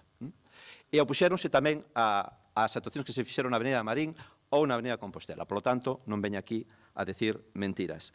E con respecto á Avenida de Vigo, teño que decir que sí que existe un espazo de coexistencia de peóns e ciclistas en paralelo precisamente para eses ciclistas que non teñen tanta seguridade para desplazarse ou que teñen un uso máis recreativo e lúdico da bicicleta. Na Avenida de Vigo creouse unha senda en paralelo ao vial que ten un uso compatible para peóns e para ciclistas, que é unha solución, por outro lado, que se foi adoptando noutras zonas da cidade. Eu creo que o que debían ler un pouco de bibliografía é saber de que estamos a falar coas distintas solucións que hai para este tema, porque non hai só a solución do carril bici, hai distintos tipos de carril bici e hai tamén outro tipo de sendas e de viais que permiten o uso da bicicleta. E con respecto ao pillabici, xa fixemos a valoración no seu momento. O pillabici foi unha medida eficaz durante un tempo, pero deixou de selo e era excesivamente costosa, pero cumpriu unha función de promover o uso da bicicleta e así o celebramos, e cando deixou de ser útil e eficaz era moi costoso, pois desapareceu, porque houve moita xente xa que deixou de utilizar o pillabici e comprou a súa propia bicicleta e incorporouse á mobilidade urbana utilizando a bicicleta. E o mesmo teño que decir do carril bici de Leiro Crespo, que cita vostede reiteradamente. Esa foi unha solución temporal para resolver o cambio da dirección da rúa. E agora imos abordar unha transformación completa deste vial para precisamente favorecer o uso da bicicleta como estamos facendo en toda a cidade. Porque, xa digo, como dixen antes, un dos grandes obxectivos precisamente é favorecer eses usos alternativos e novos da mobilidade que están emerxendo e a cidade de Pontevedra está medrando o uso da bicicleta precisamente por iso. E resolveremos todas as deficiencias, todas as carencias, todas as disfuncións, esperemos tamén que resolva o Ministerio de Fomento cando aprobe xa definitivamente ese regulamento de circulación que ten pendente a aprobar. Ainda que tamén lle aseguro unha cousa, que haberá conflitos que son irresolubles e por moita ordenanza, e por moita normativa, e por moito código que escribamos, pois non o imos resolver. Pero intentemos facer unha cidade que sí, que resolva problemas e que mellore a coexistencia e convivencia entre todos os usuarios da mobilidade, sobre todo que favoreza os peóns e os ciclistas. Moitas grazas. Gracias, señor Barán. Señor Moreira. Señor alcalde, fago miña a súa última frase. Melloremos entre todos. De eso se trata esta moción, de facer un regulamento. Vostede mesmo, hai un rato, comentaba que cal era a solución para a Rúa Michelena? Pois algunha terá que ser, haberá que aprobar un reglamento. Dígolle, vostede saberá que noutras cidades hai regulamentos da bicicleta que establecen a obriga de respetar unha distancia mínima de 1 metro os portales por onde se circula.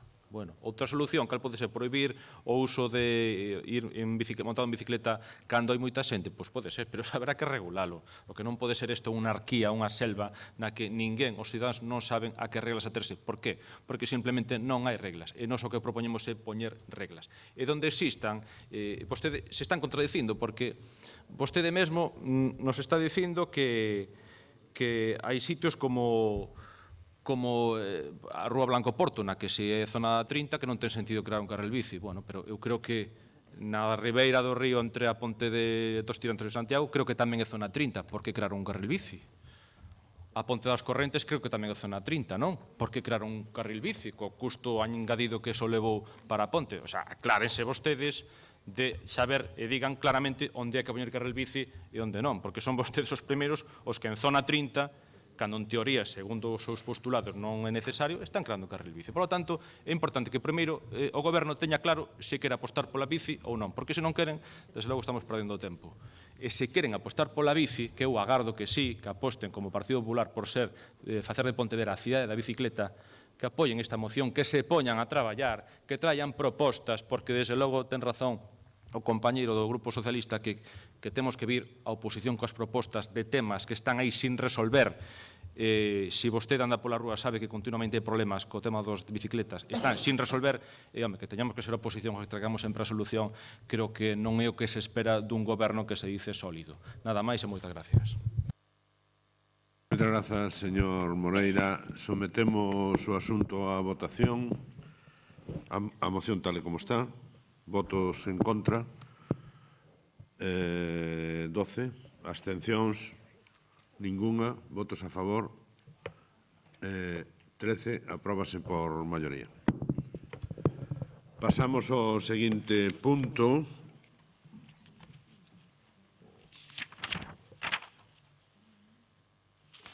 Que son as mocións urxentes.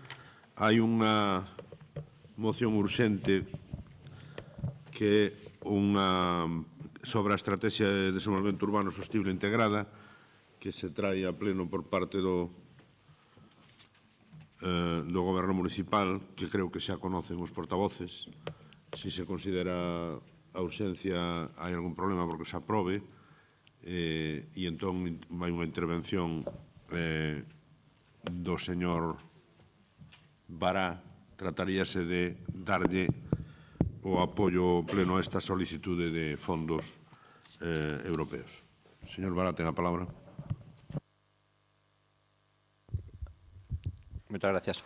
Ben, como é sabido, a Xunta de Goberno aprobou a solicitude por posta de alcaldía dunha subvención e tamén a aprobación da Estrategia Urbana de Desenvolvemento Urbano Sostible Integrado do Concello de Pontevedra para o período 2014-2020.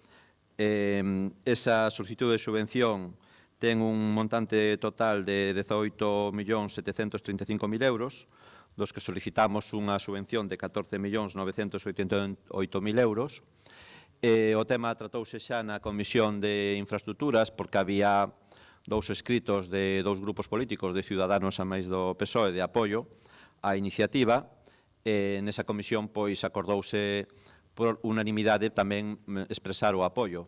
Entendemos que viría ben, ainda que xa rematou o prazo, viría ben que houvese tamén un pronunciamento do Pleno, porque canto máis apoiada vai a solicitude, pois mellor. Pensamos que neste caso, que independentemente de algunhas diferencias ou matices que haxa a respecto da estrategia, pois sería bo que contase en este órgano co apoio de toda a corporación, e por iso facemos a proposta. Entón, hai dous puntos, un apoiar a Estrategia de Desenvolvemento Urbano Sostible Integrado do Concello de Pontevedra e outro é apoiar a solicitude á Dirección Xeral de Fondos Comunitarios dunha axuda de 14.988.000 euros que van ser, no caso de conseguir a subvención, para desenvolver iniciativas para conseguir unha cidade onde se traballe no ámbito da integración, da sostibilidade e tamén de utilización das novas tecnoloxías para mellorar a vida dos cidadáns. Por lo tanto, despois de que conseguimos esta subvención nesta cuantía ou noutra cuantía, teremos oportunidade xa de discutir nos órganos pertinentes como se vai aplicar dentro dos parámetros da solicitude, lóxicamente. Gracias. Sí, a ausencia está aprobada, sí. Por lo tanto, sometes a votación, votos a favor, próbase por unanimidade da corporación a solicitude de fondos da estrategia DUSI. Ben, pasamos ao control e seguimento, goberno local, toma de conocimiento de expediente de modificación de créditos 5-2015, 15-2015, 16-2015, 17-18-2015. Non sei se hai algunha intervención. Señor Fernández, ten a palabra. Non. Falaremos cando da interpelación que presentamos, pero non é isto agora, non? Non, isto é control e seguimento e expediente de modificación de crédito. Señor Fernández, ten a palabra. Gracias, señor alcalde. Bueno, vistos a documentación, lembra que cando empecé a falar no punto, non sei que era, o punto do plan de activación económica, falei da descoordinación do seu goberno, non? Bueno, pois é palmario que estas modificacións de crédito veñen a demostrar esa descoordinación. O señor Mosquera fala naquel punto de que Pontevedra non se podía coller o plan de emprego porque eso era para cidades de menos de 50.000 habitantes. Os conta un rollo que non é certo, por outra parte. E ao mesmo tempo o señor González Carballo falla unha modificación de crédito para dar cobertura ao plan de emprego da Diputación na parte que nos toque. Por lo tanto, algunha descoordinación teñen entre vostedes. Sería bo que vostedes se puxeran de acordo e que se falaran entre vostedes un poquinho máis. En todo caso, da análise destas modificacións, así brevemente, de transferencias de crédito, das que hoxe se nos dá conta, o que sí permite coñecer é a sensibilidade e as prioridades do seu goberno, señor Lores. Vexamos, vostedes cando eran todavía BNG, aproban na Deputación a posta en marcha dun plan de emprego municipal que se chama Plan de Conservación e Funcionamento de Bens e Servicios Municipais. Vótano vostedes na Deputación. Cunha dotación de casi 3 millóns de euros, 2.946.000 euros, e que permitía aos concellos contratar a un número determinado de persoas durante un período de tempo. Pola súa poboación, a Pontevedra correspondía un número en torno ás 30 personas. Non recordo o número exacto, pero sobre 30, algo máis de 30 personas. E vostedes, o BNG do Concello, do que forma parte tamén o vicepresidente da Diputación, que votou ese plan na Diputación, vostedes entenden que contratar a 30 é moito gasto. Entón, contratan só a 15, cun gasto para o Concello de 75.619,64 euros. É dicir, un pouquiño máis de 75.000 euros é todo o esforzo que está disposto a facer o BNG do Concello para darlle a posibilidade de traballar un par de meses a desempregados e desempregadas de Pontevedra. Esa é a súa sensibilidade cos parados e cos paradas que seguro que moitos o votaron, 75.000 e pico de euros. O curioso non é eso, porque de eso xa falamos antes. O curioso é que se analiza o contido das transferencias e modificacións, vemos que as partidas de propaganda se incrementan en 67.560 euros. Casi o mesmo que se dedica ás contratacións por desemprego. E non deixa de ser curioso que vostede racanee nas contratacións de personas, é dicir, non se contrata a 30 porque é moito gasto, e, en cambio, sexa tan xeneroso na divulgación das actividades do Concello. Claro, isto é toda unha declaración de intencións do que realmente lle interesa a vostede, señor Lores. Está clarísimo cal é a súa prioridade. A prioridade non é xestionar, sino facer creer que se xestiona. E ese é un mal asunto, señor Lores. Mal asunto para vostede, pero tamén un mal asunto para Pontevedra. E eu insto outra vez máis a que rectifique ese tipo de política, estableza unha folla de ruta e se poña a traballar en serio. Moitas gracias. Grazas, señor Fernández. Señor González. Supoño que é iso, polo que xa saliu no pleno, de que o Lérez pasa por Pontevedra. Iso creo que é o fondo da cuestión que plantea, non? que o Lérez pasa por Pontevedra e a veces trae agua e a veces desborda, porque, sinceramente, o que ten que ver iso coa modificación ou co dar conta de unhas modificacións, cuestión que xa lle explicou claramente nun pleno anterior o concelleiro de persoal e que foi en función do que solicitaron os servicios e en función da cabida que tiña aí, dado que en personal técnico do grupo A ou do grupo B realmente non había os medios e non daba tempo ni tan siquiera a formarse, e creo que xa veo este pleno. Outra cousa é se estuvera previsto digamos, de cara a todo ano, non? E en todo caso sabe perfectamente que estas modificacións van en función de o grado de execución en que pode haber algunha partida, como por exemplo, que omitiu expresamente servicio de axuda no fogar, servicio de axuda no fogar, que hubo que incrementar 55.000 euros unha vez, pois, feitas as contas das horas que había que abonar, nada máis. Moitas grazas, señor González Carballo. Por lo tanto, queda dado conta de esta cuestión.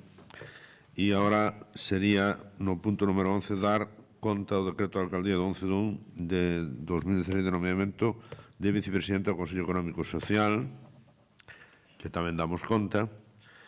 Logo viría o coñecemento de resolucións e decretos, se hai algunha intervención, e o punto número 13, interpelacións, que hai unha interpelación do Grupo Municipal Marea Pontevedra, o señor alcalde, sobre a pouca dilixencia que o equipo de goberno amosa para o cumprimento dos acordos plenarios. Ten a palabra o señor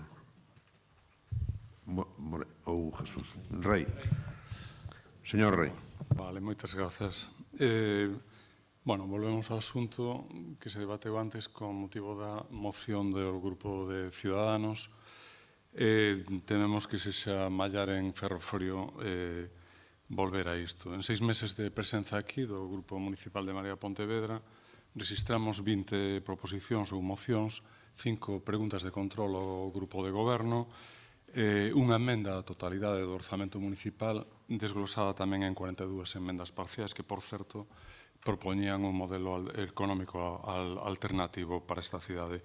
En todos os casos, había detrás das proposicións deste grupo o traballo de recollida coa maior fidelidade das achegas formuladas polos distintos colectivos en encontros cos sectores.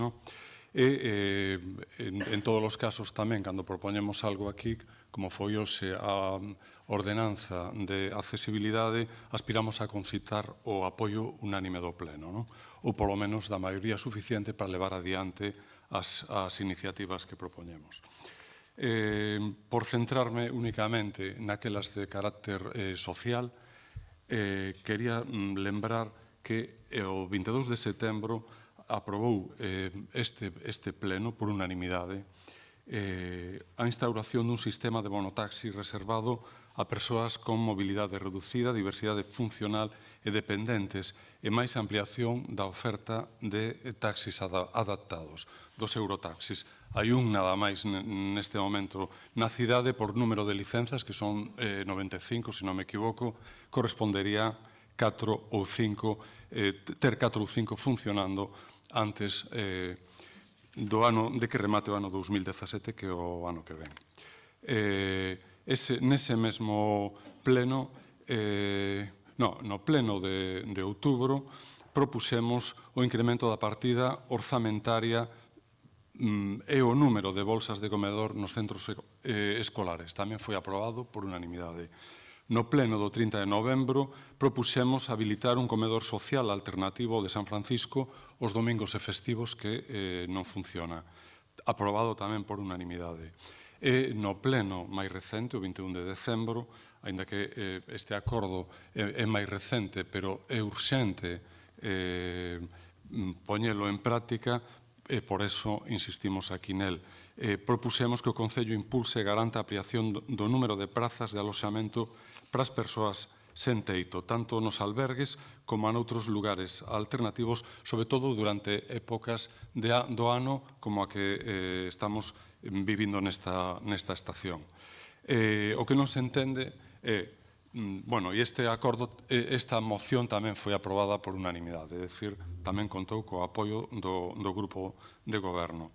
O que non se entende é que o goberno vote a favor e logo non leve a efecto o que se compromete a facer, non? É preferible case que non apoien, que saquen a careta, que digan que hai temas que non lles preocupa resolver, e xa está. Pero parece que si o grupo de goberno entende que é de xustiza responder a determinadas necesidades sociais, sobre todo dos máis desfavorecidos do Concello, pois é importante que despois eso se transforme en feitos e non só en intencións. Tamén, na interpelación, quería preguntar que pasa cunhas preguntas registradas o 25 de novembro do ano 2015 que se lle formularon á Concelleira de Benestar Social. Daquela, no pleno que se debateu isto, que foi 5 días despois, pretestouse que o traballo da semana do 25 de novembro lle impedira recoller a información que se pedía e prometeusenos responder por escrito. No Regulamento Orgánico do Pleno e das súas comisións, o artigo 122 establece que nos casos de resposta por escrito, estas serán nun prazo de 10 días. Como é evidente, desde o día 30 de novembro pasaron máis de 10 días ata o día 18 de xaneiro e, polo tanto, tamén nos gustaría que, transcorrido un tempo máis que prudencial, pois se nos respondese a estas preguntas. E, finalmente,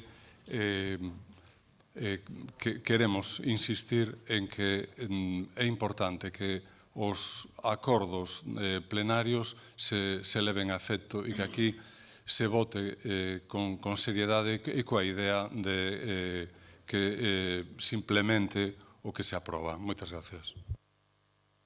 Moitas grazas, señor Rei. Señor García Legísima, ten a palabra. Ben, bo día outra vez. En relación co que se di nesta interpelación, empezamos por mostrar o total desacordo coa exposición de motivos que se fai, sobre todo co primeiro parágrafo. O falar non ten cancelas e o escribir tampouco, non? Porque non se asusta a realidade decir que o equipo de goberno ven incumplindo sistemáticamente a deliberación, sistemática deliberando os acordos plenarios. Eso non é certo. Aquí están todas e absolutamente as mocións dos grupos da oposición presentadas. Aquí está o seguimento que lle está facendo esta Consellería, anotado cada unha, e non se preocupe vostede que na próxima Comisión de Réxime Interior darase cumplido o trámite de como está cada unha delas. E non hai ningún ánimo, ni moito menos. En canto as que vostede fala concretamente, eu decía antes, e volvo a dicir agora, que hai un goberno municipal que ten as competencias, hai un pleno que ten competencia, hai unhos servicios que teñen as obrigas que cumplir, en fin, hai todas esas cuestións e, con arreglo a eso, pois vanse tramitando non solamente os acordos plenarios e os acordos da Xunta de Goberno, senón tamén o que vai a través das mocións. En canto a que vostede fala primeiro do día 22 de setembro referente ao bonotaxis, hai unha primeira parte que necesita unha partida económica, non viña na moción explicitado que diñeiro facía falta para aí, os servicios xa saben, este concelleiro enterouse, e próximamente se levará a cabo o que é o primeiro punto da proposta de vostede, o do bono taxi. E o segundo punto, estás en el, finaliza no ano 2017 e tratarase de cumprir dentro do posible tamén. Fala vostede do punto 21 do orden do día dese mesmo día, referente a instar as administracións públicas competentes para a execución de sentencias. Fíxose, está feito polos servicios, non teño a data, pero está feito. En canto ao pleno 19 de outubro, punto 13 do orden do día, a día de hoxe non hai ningunha solicitude pendente de axuda para comedor sin tramitar. Hai algún colexio que non o ten implantado, estáse vendo, pero que axudas dos comedores existentes non hai ninguna que non fora atendida. Despois hai o do comedor social. O do comedor social non é unha cousa sinxela, que se está traballando neso, na red de axuda, etc. Tratarase de cumprir, pero tampouco é unha cuestión que se poida cumprir da noite para mañá. En canto ao último punto, o do 21 de decembro, que se refere a vostede ao aloxamento das persoas sen teito, polo que me indican os servicios, está cumplido, posto que hai unha pensión que para atender a aquelas persoas que o necesiten que non poidan ser acollidas nos albergues. Entonces, isto é o que hai, e en canto ao que comentou vostede da pregunta formulada, non era unha pregunta sinxela, leva datos, e, polo que eu sei, está contestada con data do 11 de xaneiro de 2016. Non sei se lle chegou os servicios, pero esta é a resposta ás súas preguntas. E con isto está tamén remato por decir que obviamente contesta este concelleiro porque o seguimento das mocións non o fai a presidencia, entre outras cousas o subir, a baixar escaleiras e ir dun servicio noutro, pois é máis propio deste concelleiro, ainda que teña máis anos, non? Nada máis, moitas grazas. Moitas grazas, señor García Leguísima. Dígame, señor Rei. Responder, sí. É evidente que deben ter uns caixóns moi grandes nos seus despachos onde collen moitos papéis e despois as cousas van quedando sen facer. Parece que desde o día 22 de setembro pasou tempo abondo para que se puidese instaurar o bonotaxi. Non era, pensamos, tan difícil habilitar unha partida económica tendo vontade de facelo, nin tampouco sería unha partida que arruinase o Concello de Pontevedra. E tamén, a respecto do que di da resposta por escrito ás nosas preguntas, as 5 preguntas que formulábamos á Concelleira de Benestar Social, non lle parece que se nós presentamos esas preguntas e di vostede que están respondidas o día 11 de xaneiro, estando o día 18 de xaneiro, nós non deberíamos ter a resposta a esas preguntas, porque non a temos. Gustaríame que xiba algún papel onde se demostre que recollemos esa resposta, porque entonces se cadra, se está xa por escrito, a propia concelleira que nos responda agora oralmente no pleno, tendo en conta que xa estamos rematando. Moitas gracias. Moitas grazas. Pasamos ao apartado de preguntas. Algúnha pregunta? Non hai preguntas. Algúnha resposta? Digo algúnha... Perdón, rogo. Algún rogo.